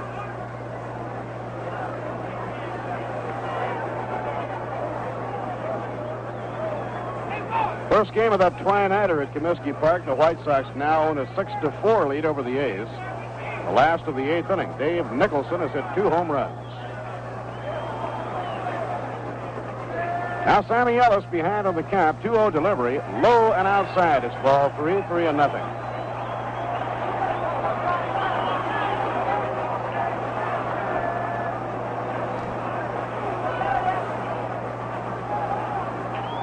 Next pitch on the way, too high, ball 4, and Taylor opens up with a walk.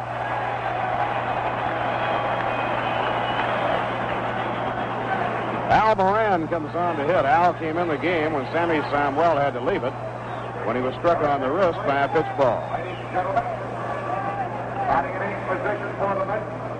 Number 40. Shortstop, Al Moran. Number 40.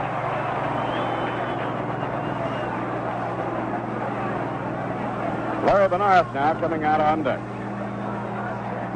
Moran takes all the way and it's a strike on the inside corner.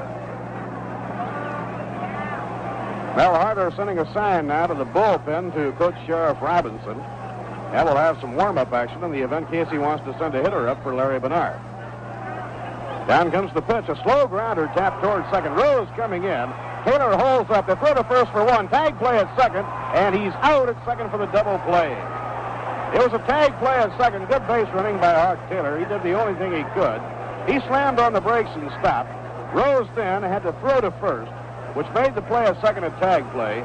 But Darren Johnson's peg to the shortstop Leo Cardenas caught Hawk Taylor for the double play.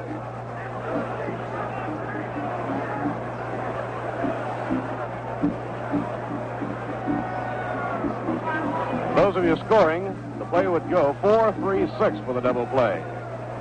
Now Larry Bernard has been called back to the dugout, and we may get a pinch hitter.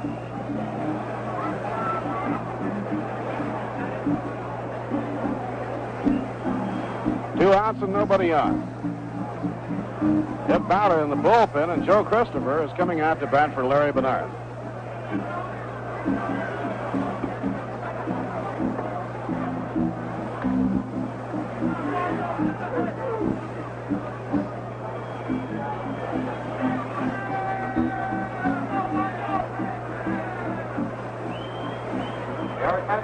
Right-handed batting Joe Christopher, batting now for Larry Bernard. Two outs and nobody on, last of the fifth inning. Number 23, Joe Christopher. Number 23.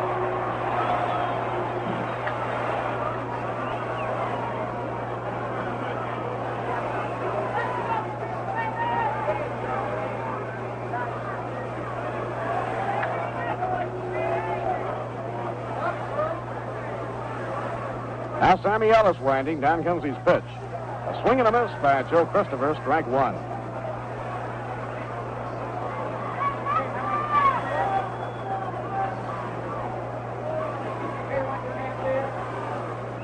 Christopher trying to get it going against the hard-throwing right-hander from Birmingham, Alabama. A swing and a miss. Strike two.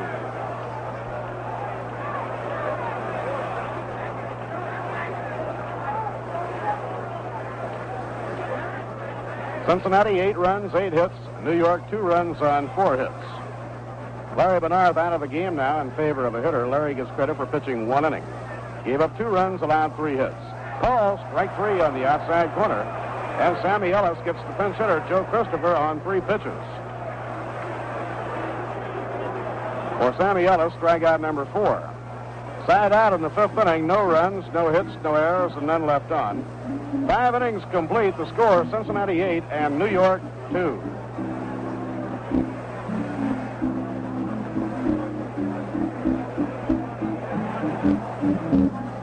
If you're a Met fan and do not yet have your copy of the Met yearbook for 1964, you can pick it up here at Shea Stadium when you come out to the Met home games for 50 cents a copy, or if you'd like to order the Met yearbook by mail, you can do that also. The address is Mets Yearbook, Shea Stadium, Flushing, New York, 50 cents each. The yearbook, of course, is a handy item to have around in following the play of the team throughout the season. It has pictures of each of the Mets and their personal histories, as well as feature articles on the various aspects of the New York Mets and Shea Stadium. So that address is Mets Yearbook, Shea Stadium, Flushing, New York. The yearbook is 50 cents a copy. Ed Bowder is coming on now to pitch for the New York Mets. Since Larry Bernard was removed for the pinch hitter, Bernard worked a total of 1 inning in which he gave up 2 runs. He was charged with 2 runs. On 3 hits, he struck out 1 and walked none. Now pitching for the Mets. And so Ed Bowder comes on now as the 4th Met pitcher of the evening. Number 38. Bill Wakefield started, worked 4 innings, gave up 5 runs on 5 hits, struck out 1, walked 3. Then Ron Locke came in to face 1 man. He was charged with 1 run because he walked that 1 man and he later scored. Bernard worked the 1 inning, allowed 2 runs on 3 hits, struck out 1 and walked none. Cincinnati Reds leading here through 5 innings of play. The Reds have 8 runs on 8 hits, no errors. The Mets 2 runs, 4 hits, and no errors. We've had 2 home runs in the ball game. Frank Robinson hit 1, a 2-run homer for the Cincinnati Reds, and George Altman hit a 2-run homer for the New York Mets. We're going to the 6th inning, and once again, here's Bob Murphy. All right, Lindsay. Pete Rose at the top of the batting order will be up against Ed Bowder. Bauta is the fourth pitcher that Casey has used in tonight's game. Previous three all were in the ball game in that 6-run inning. Inning number 5. 10 men came up, 6 runs in on 5 hits. Way outside, 1 ball and no strikes to Pete Rose. Rose had a long double over Thomas's head for one of the 5 hits in the last inning. Stockley, built second baseman with good running speed, whacks it foul back toward the crowd and out of play. Pete Rose, a Cincinnati boy, nosed out Ron Hunt for the rookie honors. This year, Ron off to a much faster start than Pete Rose.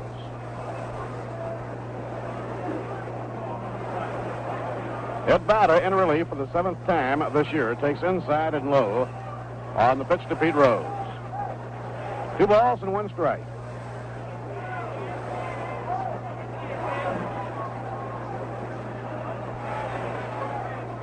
Bauta was the loser his last time out in relief of Jack Fisher against Cincinnati.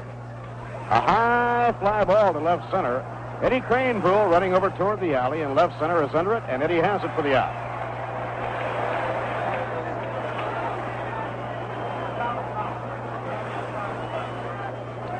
One away and nobody on. That'll bring up Tommy Harper. Tommy has a perfect night going and has stolen 2 bases. 2 for 2, has drawn a walk, has stolen twice, and has scored 2 runs.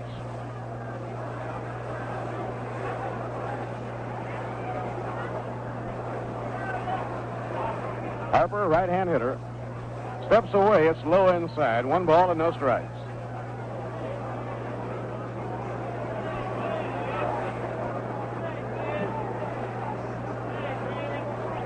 Now the windup, Bauta's delivery, inside, brushing him back from the plate. 2 balls and no strikes.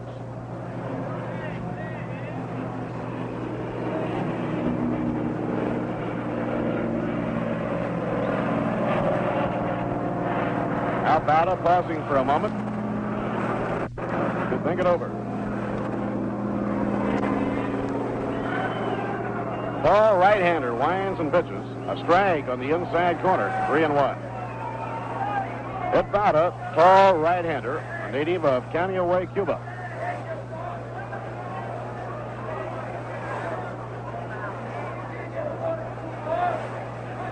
Bauta started last year with the Cardinals.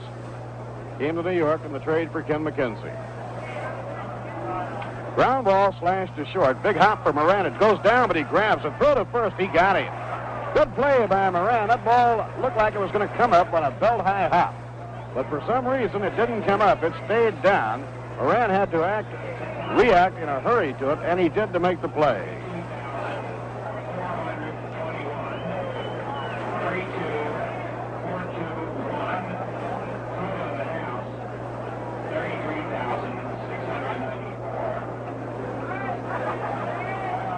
Next pitch, a grounder slapped by Veda Pinson on the right side of the diamond. Ron Hunt whipping the ball to Tim Harkness.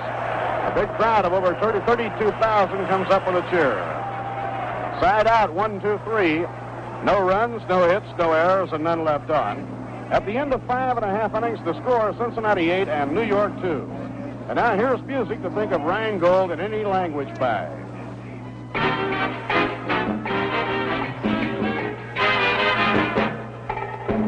Rheingold tiene rico sabor y refresca mejor. ¡Extra dry! ¡Ay, ay, ay!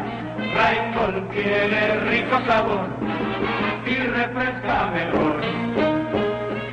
In any language, it's easy to understand why Rheingold is as good to your taste as it is to your thirst. Extra dry brewing makes the difference. Makes each Rheingold so smooth, so crisp, so satisfying. Rheingold after Rheingold. It's as good to your taste as it is to your thirst. Rheingold tiene rico sabor y refresca mejor. Extra dry. Ay, ay, ay.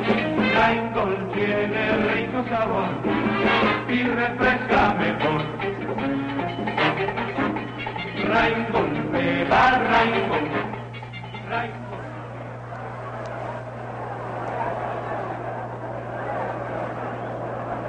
Last half of the 6th inning, New York will have Charlie Smith coming up against right-hander Sammy Ellis. For this first night game in beautiful Shea Stadium, a wonderful turnout. The paid crowd, 32,421. Total crowd in the ballpark, 33,694. Pitch is over by Sammy Ellis for a strike to Charlie Smith. The young right-hander goes into his windup. Now the pitch. Off-speed delivery outside. So the New York Mets, playing in the beautiful new stadium, in 5 dates have attracted 150,631.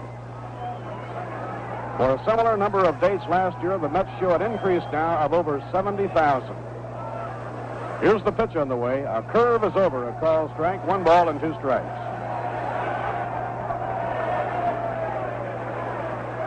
Day game tomorrow, and each ball club will have the ace of the staff going in the game.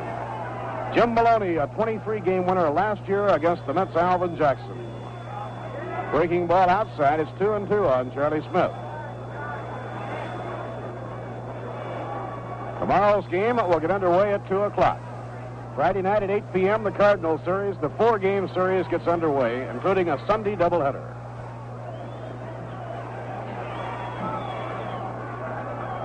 Pitch thrown to Charlie Smith, brushes him back. String is out, 3-2 on Smith. Charlie had a tough time getting that first base hit, but since then he has been in a good groove.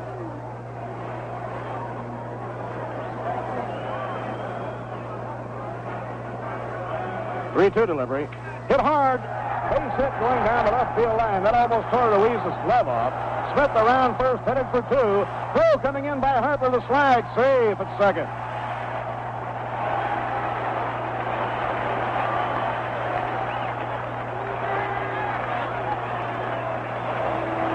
Wicked smash hit right down the third base line by Charlie Smith for a double. Charlie, a strong little hitter. When he gets a hold of one, he really ripped that one. For New York, base hit number 5.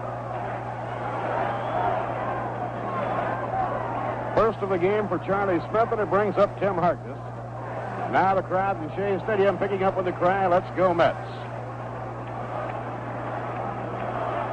Here's the pitch on the way. A ground ball right back to the mound. Ellis holds the runner at second, throws to first in time.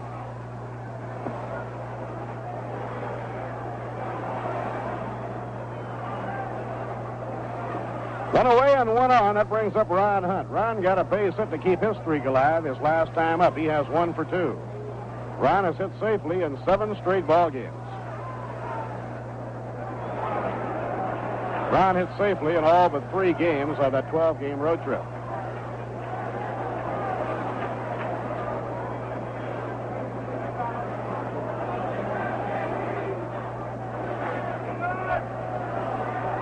All of the ushers at Shea Stadium, all of the hucksters are garbed in the Mets colors, and with the mercury blue lights to go with the regular incandescent lights. That blue really is vivid. Down comes the pitch. He holds up on the swing. It's over, a strike.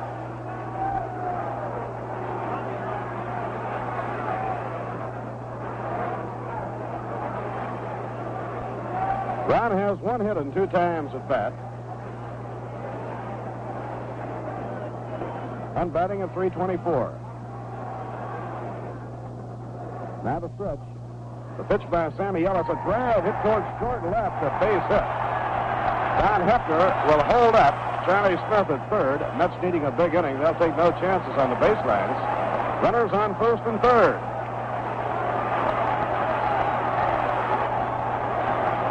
Ron Hunt has his 2nd hit of the ball game. George Altman is coming up. Big George hit a home run with a man on to tie the game at 2-2 in the 4th inning. Then Cincinnati broke through to get 6 runs on 5 hits and build an 8-2 lead. Now the Mets are mounting a threat against Sammy Ellis in the last half of the 6th inning.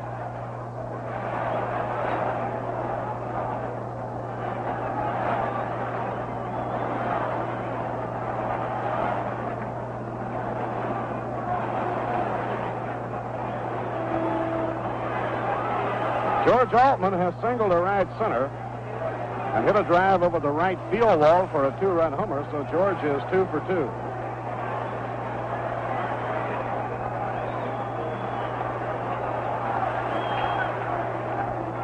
30-year-old outfielder, stands 6'4", runs well, has good power. Frank Thomas, the on-deck hitter. Now Ellis up in pitching position. Delivers to Altman. It's over, strike one.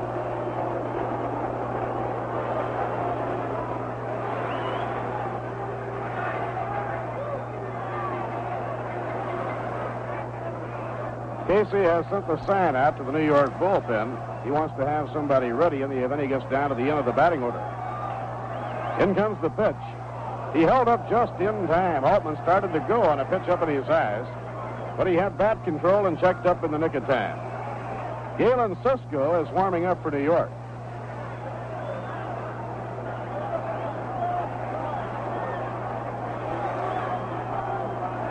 Galen did a real good job at his starting assignment. Got beat by an unearned run. Now the pitch. Foul ball, wafted back toward the crowd. No play.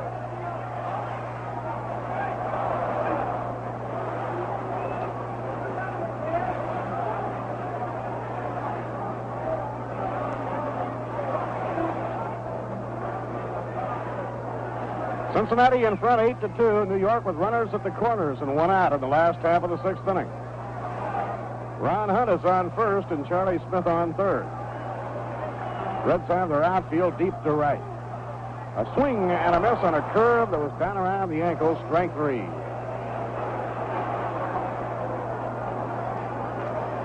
Number 5 for Sammy Ellis. It brings up Thomas. Big Frank has hit into a double play and been struck out, 0-2.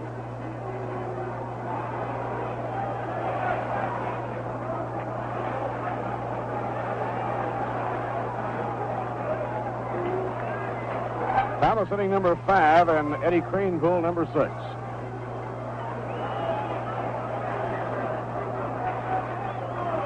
Fastball over, got the outside corner, strike one to Frank Thomas. They try and pitch away from Thomas, right-hand power hitter. Big Frank stands right on top of the plate and challenges the pitcher. Veda Penson playing Thomas way over in the alley in left center and back deep. A high drive to center field. Veda Penson hurrying back, way back, and he can't get it. It's over his head in center field. One run is in. Hunter round third is coming in, and it's 8-4 on the two-run double.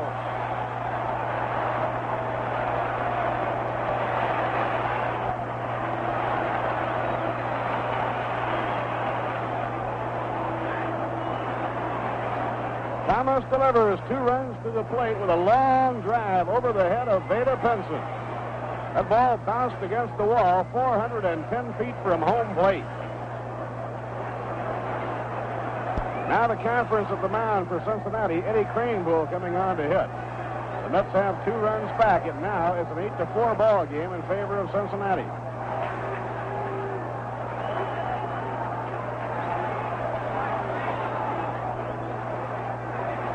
Mets have used the long ball to drive in their 4 runs. Altman's homer driving in 2, and now a 400-foot double drives in 2. Eddie Kranepool is 0 for 2. Pitched by Ellis. Fastball, a strike on the inside corner.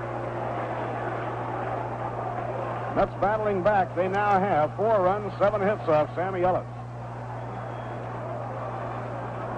Thomas a short lead off second. Here's the pitch by Ellis. A foul ball clearing the dugout, headed back toward the crowd and out of play.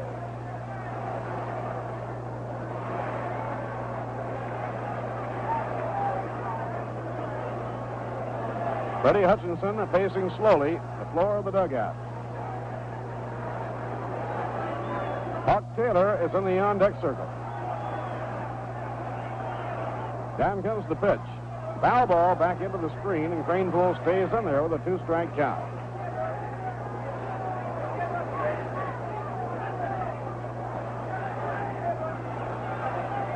It is unbelievably bright with a magnificent lighting. Now Eddie Kranepool cocks the bat and waits. A foul ball off the fist, back toward the press box, no play.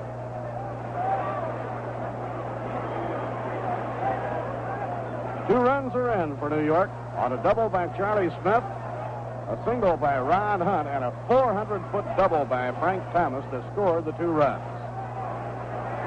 2 men away. Ellis off the stretch. Here's the pitch. Curve struck him out. Strikeout number 6 for Sammy Ellis to retire the side. 2 runs, 3 hits. No errors, 1 left on. Now 6 innings complete. The score, Cincinnati 8 and the New York Mets 4. And now for the remainder of the ball game and stepping in for Viceroy, here's Lindsey Nelson. Okay, Bob, and hello, everybody. I don't suppose there's a single job I'd rather have than bringing you these Met ball games. And one of the things that makes this job interesting is telling you about Viceroy. It's really my pleasure, and talking about pleasure, you can't beat Viceroy. Because Viceroy is scientifically made to taste the way you'd like a filter cigarette to taste. That's why we say Viceroy's got the taste that's right. That means that Viceroy's not too strong, like some brands that taste as if they didn't have a filter, and Viceroy's not too light, like others that keep you smoking one after another, trying to satisfy your taste. Remember, Viceroy is the filter cigarette that's scientifically made to taste the way you'd like a filter cigarette to taste. Not too strong, not too light. Viceroy's got the deep weave filter for the taste that's right. So next time, make it Viceroy. Now, before we go to the 7th, we pause for station identification. This is the New York Mets Baseball Network. You're tuned to 810 on your radio dial, WGY Schenectady, your New York Mets station.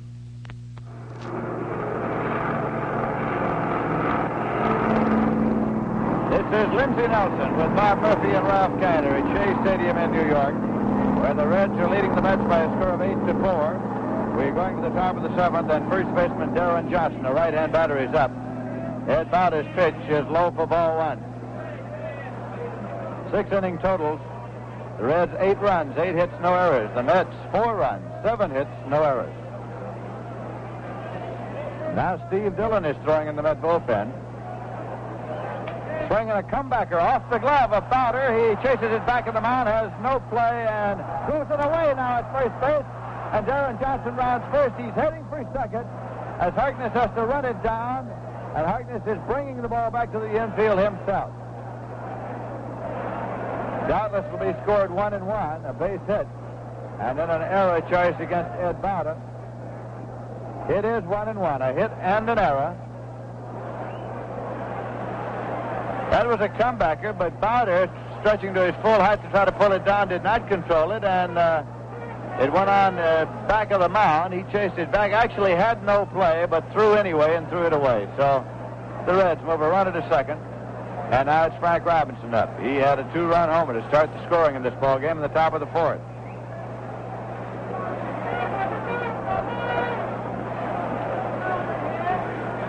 Robinson is 2 for 3 tonight. Here's a pitch that's low for a ball.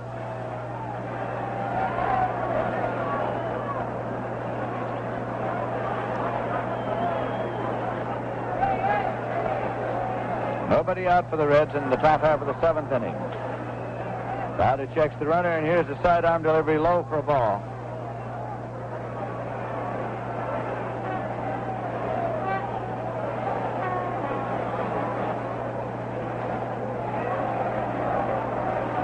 Brown Hunt calls time, and now comes into the mound to say a word to Bowder. Hunt picks up the rosin bag, says something, tosses the rosin bag aside, and retreats now to his position at second base.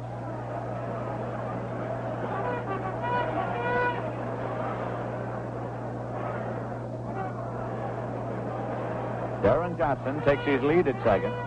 Practically no wind at all blowing here at this moment at Shea Stadium. And here's the pitch, low and inside for a ball.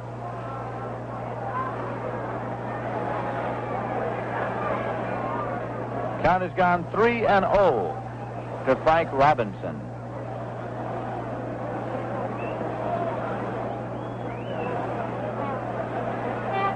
Here's Bowder's pitch. And it's right in there for a call strike. Robinson was taking all the way, and it's 3-1. A Wednesday night crowd of 32,421 paid here at Shea Stadium tonight. Total attendance in the park, 33,694. Here's a pitch in there for a call strike 2. So the count's full to Robinson now, 3-2.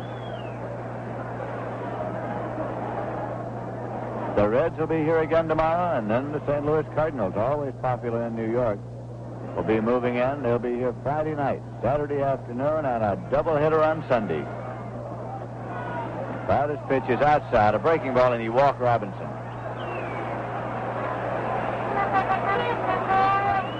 So with nobody out, the Reds have runners at first and second, and catcher Johnny Edwards, a left-hand batter, is coming up. He has lined out to right field, walked and grounded out second to first.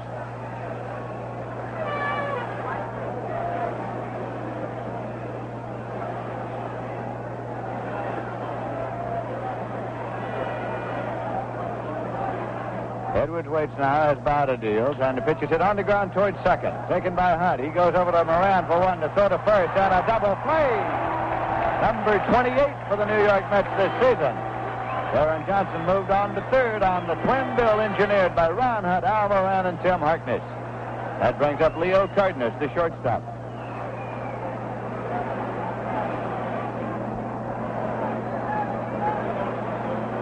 Cardenas slide to center, doubled and singled to drive in a run. He's a right-hand batter. It's the Reds' 8th, the Mets' 4, and this the top half of the 7th inning.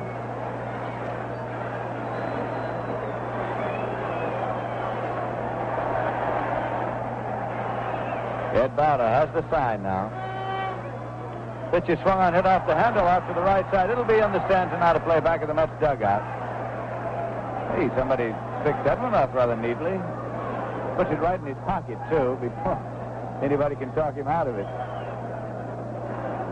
It can happen, you know. You happen to catch one of those in the stands, you can get talked out of it in a hurry. I caught one in Pittsburgh one night that I wanted to bring home, and a lady talked me out of it before I even got it really good in my hand.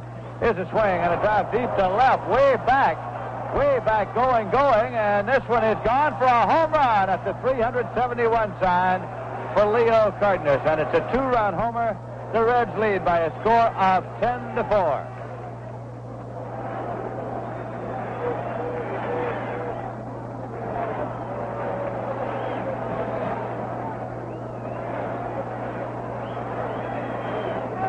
I don't know whether what is happening here tonight is an indication that the ball carries better here at night than in the daytime, but it has tonight.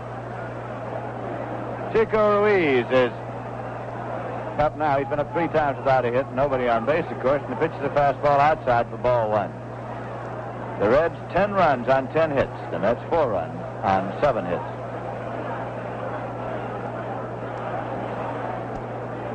This pitch swung on, hit on the ground, 1 hop to first, taken by Harkness, waves Bowder off and makes the play unassisted. So in the top of the 7th, the Reds picked up 2 runs on 2 hits. There was 1 error and nobody left, and the score at the end of 6.5 innings is the Reds 10 and the Mets 4. And here's music to stretch for Rhino by. There's a whole lot of living being done, a whole lot of living and a lot of fun, where truly lovers meet along the Rheingold beat. Rheingold is as good to your taste as it is to your thirst, 'cause it's brewed extra dry. Rheingold is as good to your taste as it is to your thirst. So get where the living's being done, where the action is and all the fun, on the Rheingold side of the street, along the Rheingold beat. Rheingold is as good to your taste as it is to your thirst, 'cause it's brewed extra dry. Rheingold is as good to your taste as it is to your thirst. Rheingold after Rheingold, Rheingold after Rheingold. Going now to the bottom of the 7th. Sammy Ellis, the starter, still on the mound for the Cincinnati Reds. And the New York Mets are sending up Hawk Taylor. He has singled and walked so far tonight. Glasses and a great case has been found. Many claimants under the money.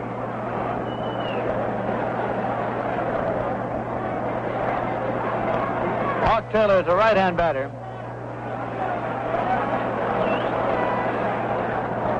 Sammy Ellis looks in to get a sign from Johnny Edwards. And the pitch is a breaking ball in there for a called strike. The Reds got out in front first tonight in the fourth inning on the two-run homer by Frank Robinson. Here's a swing and a pop to the right side out of play. Swing foul. Then the Mets tied it up in the bottom of the fourth with a two-run homer hit by George Altman. But then came the fifth inning, and the Cincinnati Reds had their big inning, the top of the fifth, when they got 6 runs. Mets got 2 in the bottom of the sixth, and now the Reds have added 2 more in the top of this inning, the 7th. Sammy Ellis with the pitch foul back onto the screen and out of play. 2-strike count.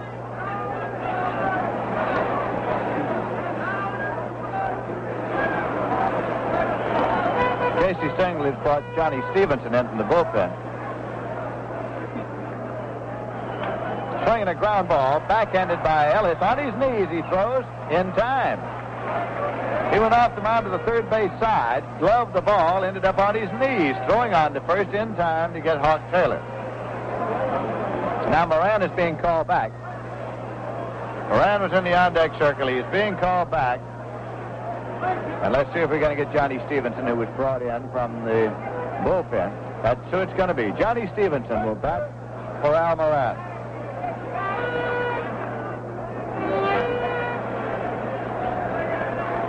I'd leave him in the ball game. Let him play a little third base. He has done that.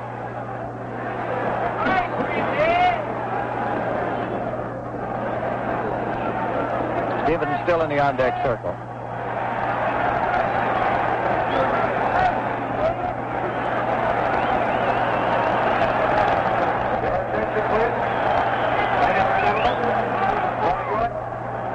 Jesse Gonder is being brought in from the bullpen as well. John Stevenson batting for Al Moran. He's a left-hand batter.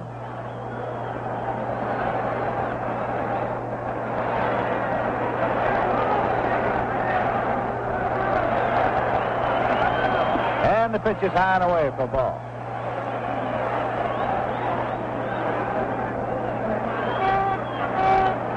Stevenson has a wide stance at the plate. Pitch is high for ball. Stevenson's been up 6 times this year, still looking for his first major league hit. At Auburn in the New York Penn League last year, he caught, played the outfield, played third base. Watches this one in for a called strike.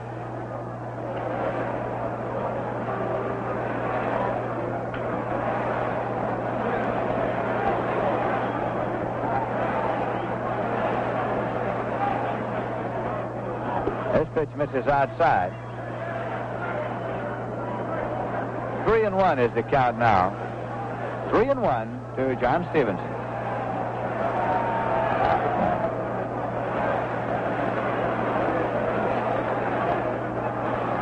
And Sammy Ellis with the pitch is high and he walked him. Stevenson goes to first with a base on ball.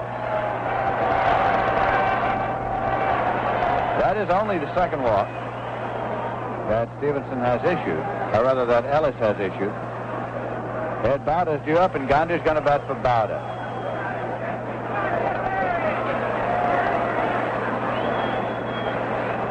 Casey Stengler going to the bench here in the bottom of the 7th. The saying is, you might as well, if you're trailing 10-4, there's no point in saving them for the junior prom, and Gonder is coming up. Ladies and gentlemen, 40 yards, batting for Bowder. Number 12, Jesse Gonder.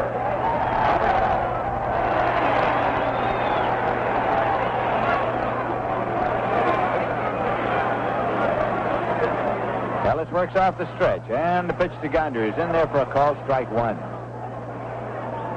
Gonder, of course, was obtained by the Mets from the Cincinnati Reds. They had obtained him from the New York Yankees.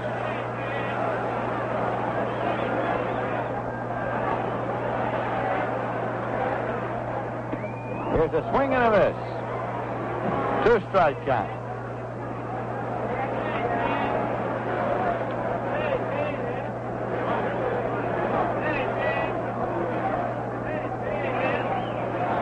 We're in the bottom half of the 7th inning.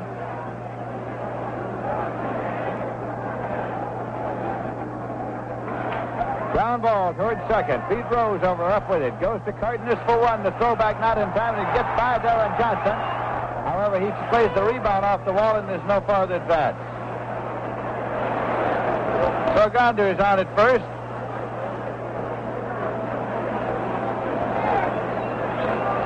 After having forced John Stevenson, play going second to short. 2 away. Don't miss Rheingold's free speed soccer spectacular tomorrow evening, 7:15 p.m., the Singer Bowl at the World's Fair.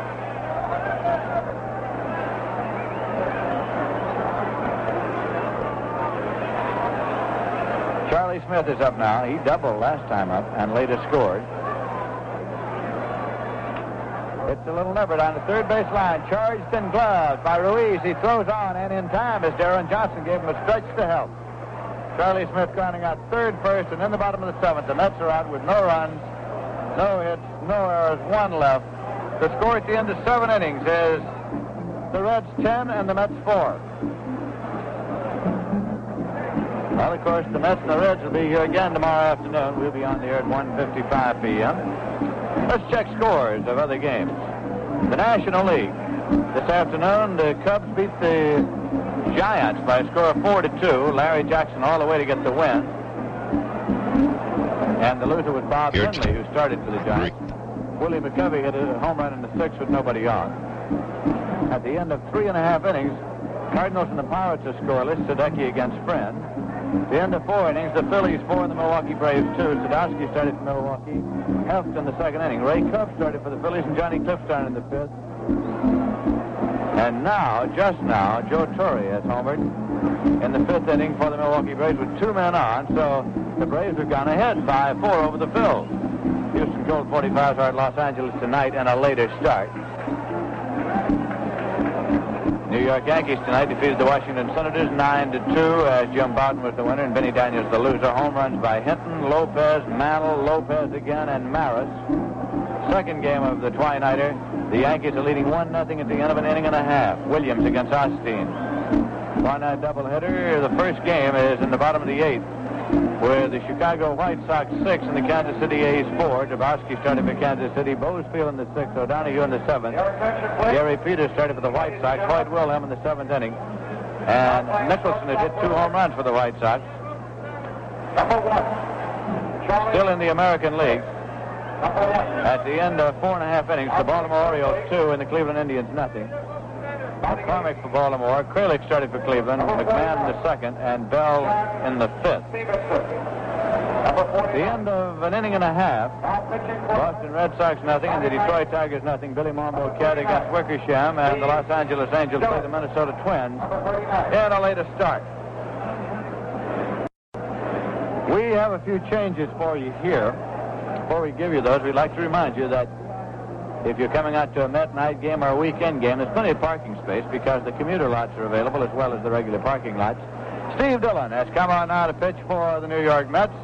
He's a left-hander. He's the 5th Met pitcher of the evening. Charlie Smith has moved over to play shortstop.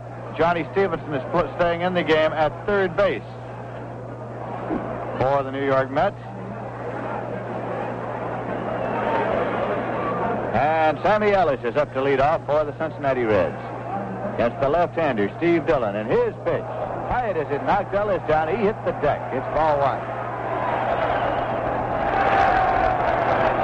This is Steve Dillon's 2nd appearance of the season. He got in an inning in relief against the Pittsburgh Pirates earlier, in which he was touched for 1 run on 1 hit, struck out none and walked 1.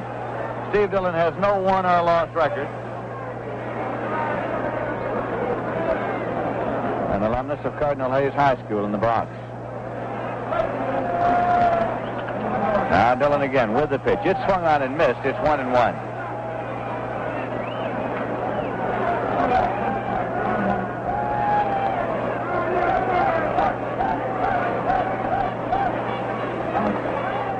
There's a swing and a miss. He just sort of went fishing with that one. Didn't move his feet at all and just stroked the bat around.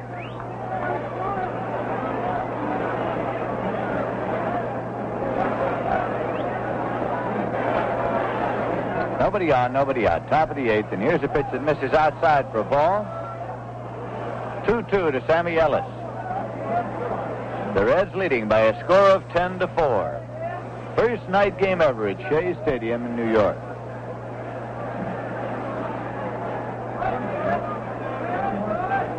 Here's a swing and a miss, and Steve Dillon gets the strikeout. That'll bring up Pete Rose. He's 1 for 4. He doubled in the 5th inning.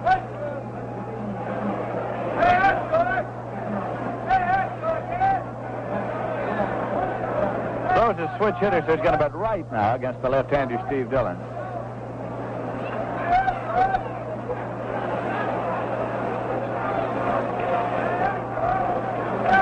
Ed Bowder worked 2 innings, gave up 2 runs on 2 hits, struck out and walked 1.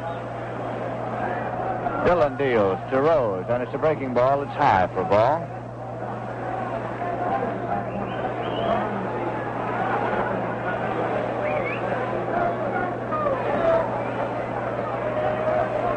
Dillon looks to Bob Taylor for the sign. It's a ground ball, a 1 hop at his shortstop. Charlie Smith has it. He plays across to Harkness, and there are 2 men out. Now it'll be Tommy Harper. Single, walk, single to drive in 2 runs and grounded out.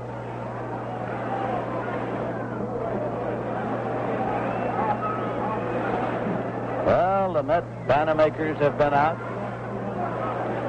tonight, and these are the Met fans who've been here tonight. They've been making all the noise you can imagine. Here is a pitch that's in there for a call strike. Pull the string on him. Right-hand batter, Tommy Harper taking it.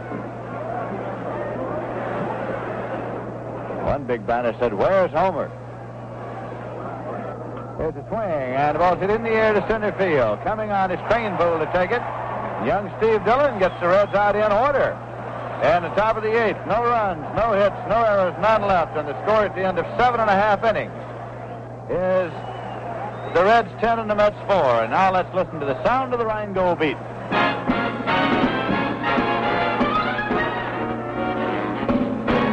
There's a lot of living being done, a lot of living and a lot of fun, where true lovers meet along the Rheingold beat. Rheingold is as good to your taste as it is to your thirst, 'Cause it's brewed extra dry. Rheingold is as good to your taste as it is to your thirst. So get where the living's being done, where the action is, and all the fun on the Rheingold side of the street. Along the Rheingold beat. Rheingold is as good to your taste as it is to your thirst, 'Cause it's brewed extra dry. Rheingold is as good to your taste as it is to your thirst. Rheingold after Rheingold, Rheingold after. We'll be moving to the bottom half of the 8th inning, and the New York Mets will send up Tim Harkness, Ron Hunt, and George Altman. And before Harkness comes up, let's pause for station identification. This is the New York Mets Baseball Network. You're tuned to 810 on your radio dial, WGY Schenectady, your New York Mets station. Lindsey Nelson with Bob Murphy and Ralph Kiner. And here is a swing and a ground ball to third, taken on the run by Ruiz, and he throws on to Darren Johnson in time to get Harkness. There's one away. That will bring up Ron Hunt. He's 2 for 3 tonight. Ron batting .338 right now, and he has hit safely in 7 consecutive games. He's off to a flying start this season.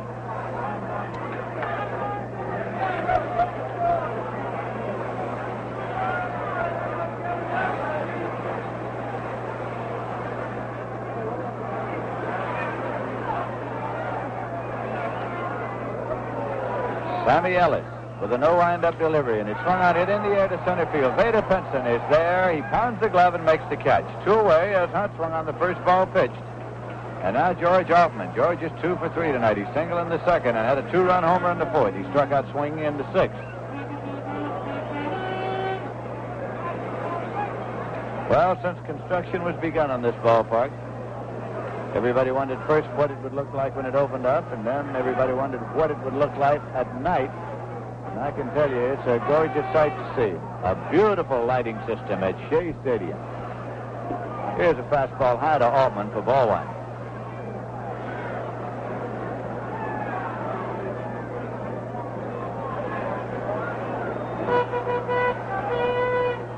Sammy Ellis again with a no wind-up delivery, and the pitch is high for ball two. It's 2-0.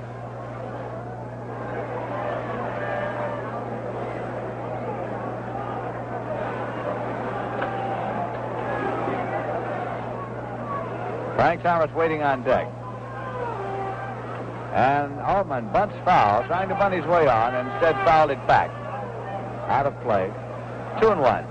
Altman has excellent speed. He was a track man in college.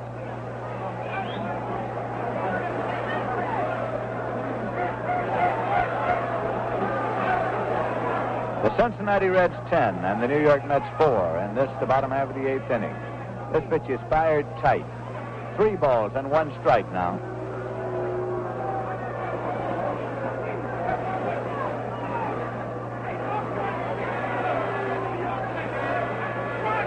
Sammy Ellis set to work the 3-1 pitch. Swung on, hit in the air to left, and Tommy Harper goes back, gets there, and makes the catch.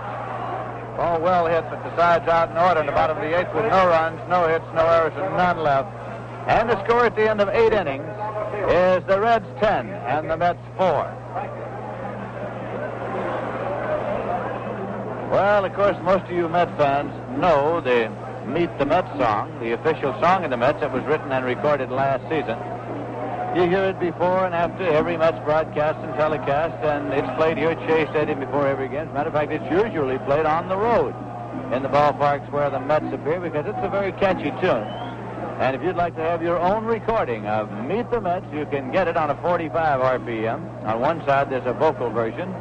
On the other, it's strictly instrumental. So to obtain your copy of Meet the Mets, all you have to do is send $1 to Mets Official Song, Shea Stadium, Flushing, New York.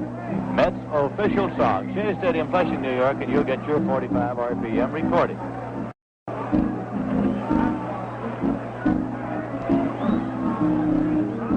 Well, young Steve Dillon came on to pitch the 8th inning for the Mets, and he's still in there for the 9th. He sets the side down in order. And he will be facing Vada Penson, Darren Johnson, and Frank Robinson in the top half of the 9th inning.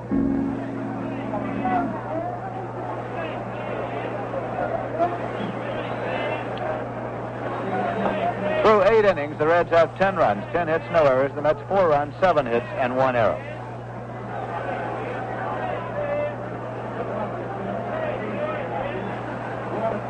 Vada Penson comes around now to step into the batter's box. Grounded out, flied out, walked, and grounded out.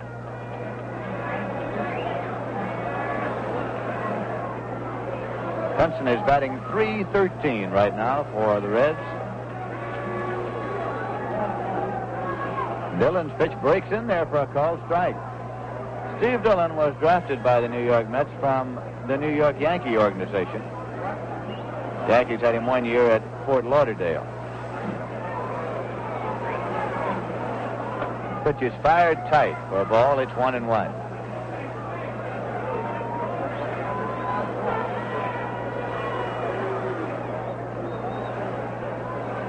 Dillon looks for a side from Hawk Taylor. 1-1 pitch, lets up high, and it's 2-1.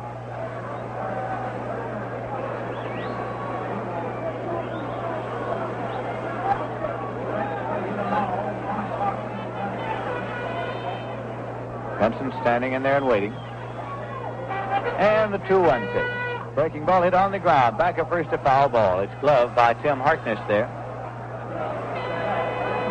This was a busy baseball stadium tonight before game time, with loads of photographers on hand, writers, of course, coming in to see the lights turned on at Shea Stadium for the first time. 2-2 pitch to Penson. Swung on, hit deep to right. It's out of here. Going, way up and disappearing off the scoreboard for a home run for Vada Penson. So Benson becomes the first man to hit that scoreboard with one, and he comes on around with what is his 4th home run of this season, and the Reds lead by a score of 11-4.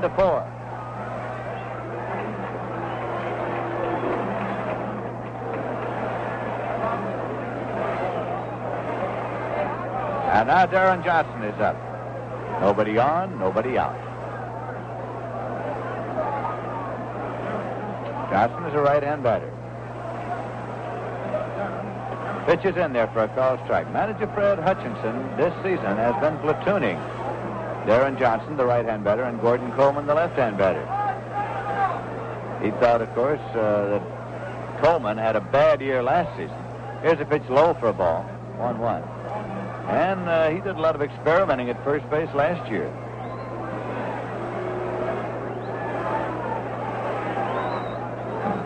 Now the 1-1 pitch. Swung on and hit on the ground to shortstop. Taken by Charlie Smith, and he plays on over in time. The bat went along with the ball. It was splintered, and at least half of it went out there to third base. It's being retrieved by Reggie Otero.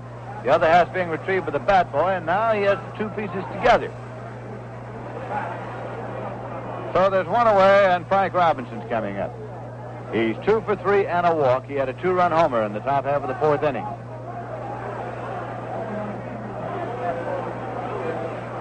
Robinson was given a rest by manager Fred Hutchinson during the Mets series in Cincinnati last weekend. Here's a pitch swung on, belted deep to left, a foul ball. He'd been bothered with that index finger in his left hand that he hurt in spring training, and he had been playing with it taped up, bandaged, and he couldn't get it on the bat, so they decided to give him a rest. And since he's come back, he's been wearing the baseball out. Brief conference between Bob Hawk Taylor, the catcher of the Mets, and Steve Dillon.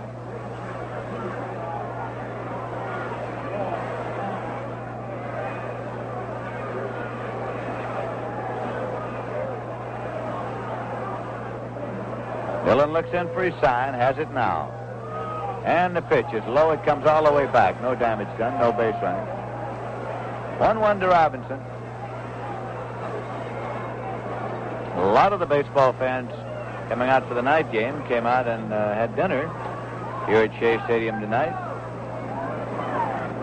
And here's the pitch high for a ball, and a lot of the fans came out a little early and had stay at the fair in the late afternoon. That's not a bad idea either.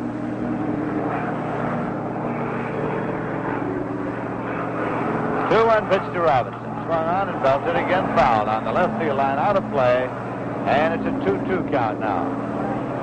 One man out, nobody on base. The Reds 11 and the Mets 4.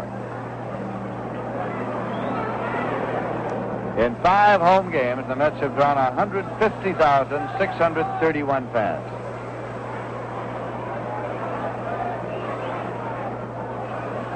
Here's a let-up. It's high and away. Counts full at 3-2 now to Robinson. After 5 home games last year, as compared to this year, the Mets have had an increase of 70,724 this season over last at the same time. We have a payoff pitch coming. It's on the way, and it's low for a ball, and Robinson has drawn a walk. First walk issued by Dillon will bring up Johnny Edwards. He has lined to right, walked, grounded out second to first, and hit into a double play.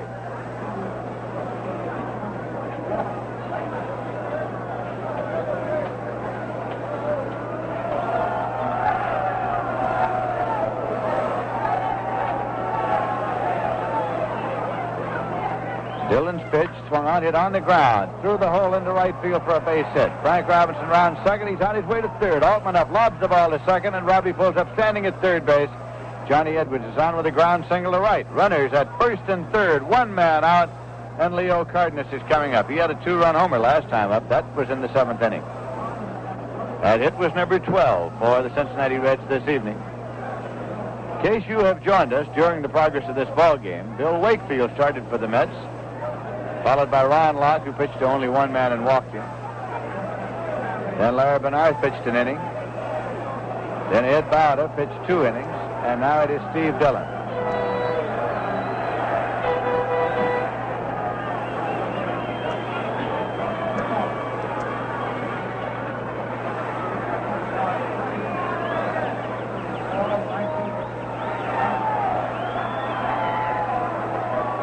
Dillon works off the stretch now to Cardenas.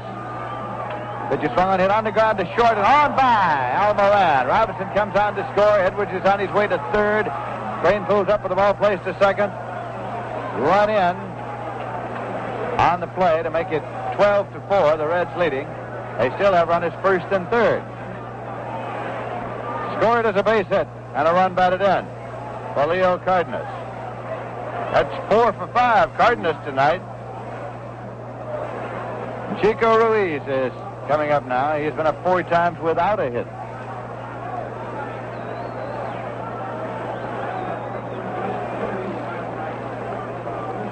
Swing and a miss.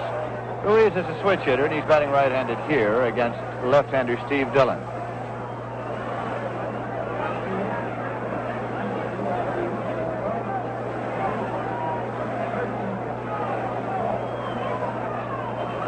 Again, Steve Dillon works off the stretch, and the pitch is swung on and hit in the air to short center field. Now, Cranepool is coming on and calling, and Cranepool makes the catch. No attempt by Edwards to tag. Too shallow in center field. Ron Hunt was going out, but Cranepool called him off. And now pitcher Sammy Ellis will be coming up. He's gone 0 for 3 in a walk tonight.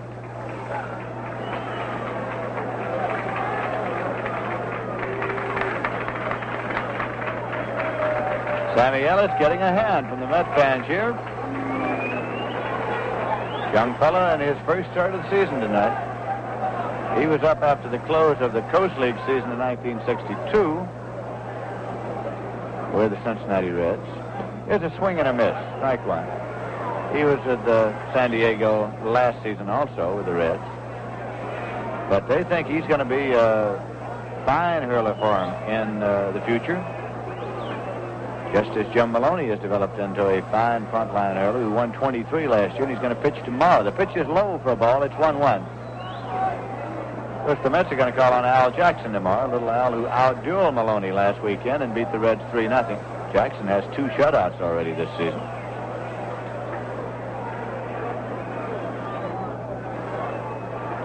One pitch, and it's in there for a called strike. It's 1-2.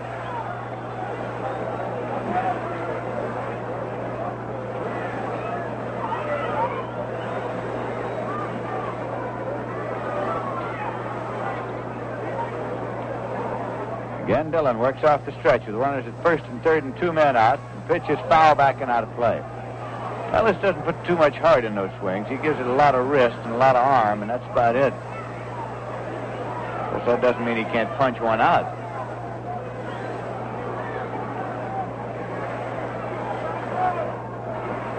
Dillon's pitch. And it's a breaking ball high, 2-2. The Reds 12 and the Mets 4 here in the top half of the 9th inning at Shea Stadium in New York.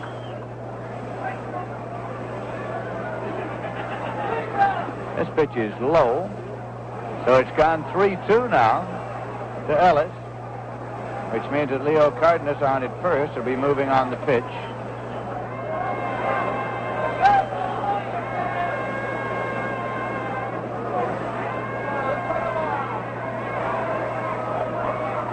Dillon works off the stretch.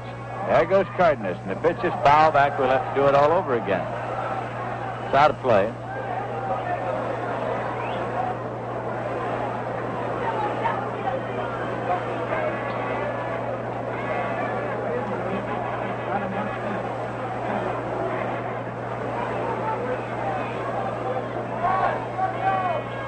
Again, a payoff pitch, and it's in there for a called strike 3. Dillon got his second strikeout as he struck out Ellis.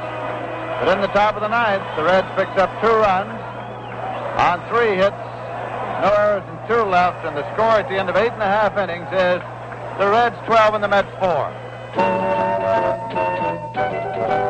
Viceroy taste the way you'd like a filter cigarette to taste. Not too strong, Not too light. Viceroy's got the taste that's right.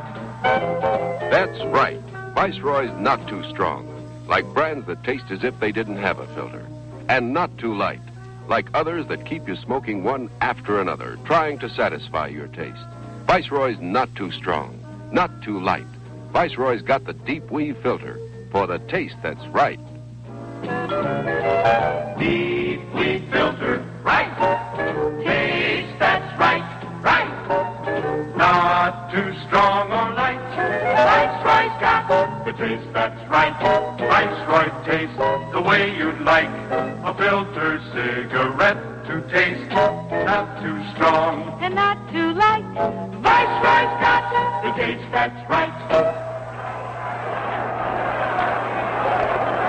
We're going to the bottom of the ninth, and there are a lot of Met fans around making a little noise here with the Reds leading by a score of 12-4.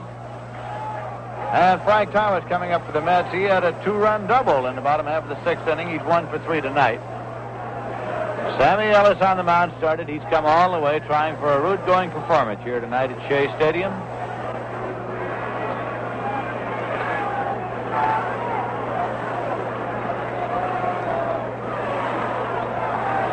Mets tonight, of course, opening up their second homestand of the very young National League season.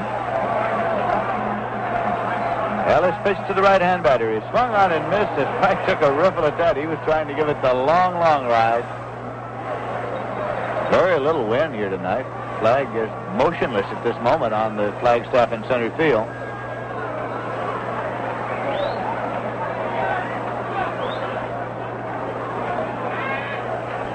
Ellis again with his no wind-up delivery. And Thomas tries to bunt his way on. Bunts and misses, and it's strike 2. Cubs beat the Giants this afternoon. McCovey had a homer for the Giants. Larry Jackson went all the way, and that one got the win for the Cubs. Cardinals and the Pirates are still scoreless in the bottom of the 8th. Ray Sadecki against Bob Friend. Now the 2-strike pitch to Thomas. Swung on and foul back out of play. Count holds 2 strikes. The Philadelphia Phillies defeated the Milwaukee Braves tonight, 7-6. Ed Roebuck got the win in relief for the Philadelphia Phillies, and Bob Tiefenauer took the loss in relief for the Milwaukee Braves. Joe Torre had a 3-run homer in the 5th inning. Here's a swing and a foul ball. Count continues at 2 strikes to Frank Thomas. The American League, the Yankees are at Washington in a twilight doubleheader, and in the first game, the Yankees won it 9-2. Jim Bouton, the winner, and Benny Daniels, the loser. Hector Lopez had 2 home runs, and Mickey Mantle had 1, and Roger Maris had 1. Here's a swing and a foul ball back at third. Count holds at 2 strikes. Chuck Hinton had a homer in that first game for Washington. At the end of 3.5 innings, it's the New York Yankees 4 and the Washington Senators 3. Stan Williams against Claude Osteen. Mantle has had a 3-run homer in that game, and Chuck Hinton has had 1 for Washington. Just swinging a foul ball. That sounded like a broken bat. And Thomas is going over to get another piece of timber. Ball is fouled into the stands back at third. Kansas City A's and the Chicago White Sox playing a twilighter. The White Sox won the first game 6-4. Gary Peters got the win with help from Hoyt Wilhelm in the 7th. Mo Drabowski started and took the loss. Nicholson had 2 homers. In the second game, the Kansas City A's have scored 3 runs in the top of the first with the White Sox come here. Monagudo against Herbert in that, and Gentile had the 3-run homer for Kansas City in the first inning. Going to the bottom of the 7th, the Cleveland Indians 6 and the Baltimore Orioles 2. McCormick for Baltimore, Stock in the 6th, Haddix in the 6th. Kralik for Cleveland, McMahon in the 2nd, Bell in the 5th. Pitch to Thomas, and it misses. Outside for a ball, it's 1-2. In Cleveland, Alvis had a grand slammer. Max Alvis. Hauser's had a homer, and Brown's had a homer. There's a pitch to Thomas, hits in front of the plate, and bounds on back. It's 2-2. Into 4.5, the Detroit Tigers 3 and the Boston Red Sox 1. Billy Momboquette against Wickersham. And at the end of an inning, the Minnesota Twins 2 and the Los Angeles Angels 0. Don Lee against Camilo Pascual. Right here, the Cincinnati Reds lead the Mets by a score of 12-4. And here's a 2-2 pitch to Thomas. Hit in the air to left field, and Tommy Harper comes in and over, and there and waits and makes the catch.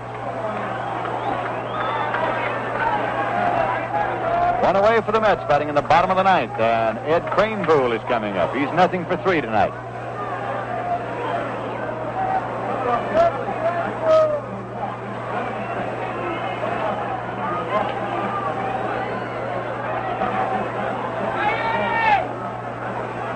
Kranepool, a left-hand batter. Sammy Ellis with the pitch, swung on and missed for a strike.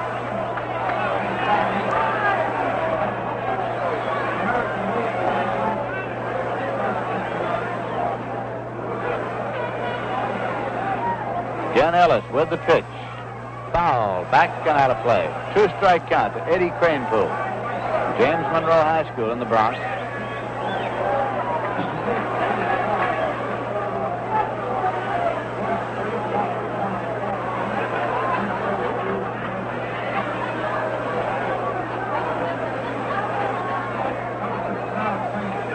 Foul ball back onto the screen as Cranepool got just enough of it to stay alive.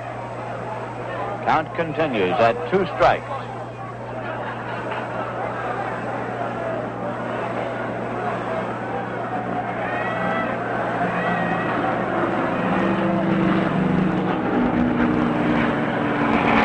Two-strike delivery, and it's taken low for a ball. It's 1-2 to Ed Cranepool.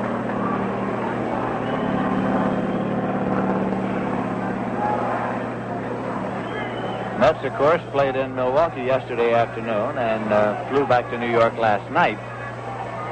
Arrived about 9:20 at LaGuardia. There's a 1-2 pitch. Fouled off and out of play.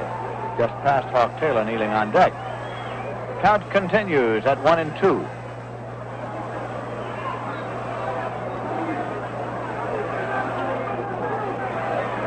In the next booth, the Cincinnati broadcasters, Wade Hoyt and Claude Sullivan.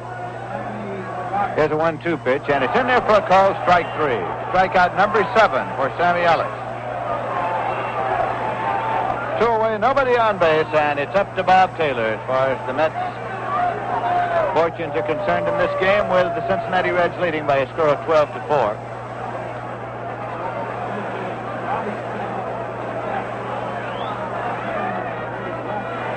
Wade Hoyt, of course, is from Brooklyn. He's from Erasmus Hall. Great major league pitcher. Here is a pitch in there for a called strike.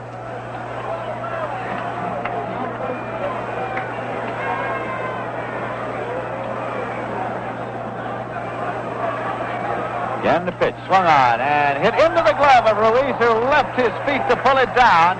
For the final out of the ball game, Ruiz had to go up high as he could to glove that one, but the side is out in order in the bottom half of the 9th inning, with the New York Mets getting no runs, no hits, no errors, and none left, and the Cincinnati Reds have won it, the first night game ever at Shea Stadium.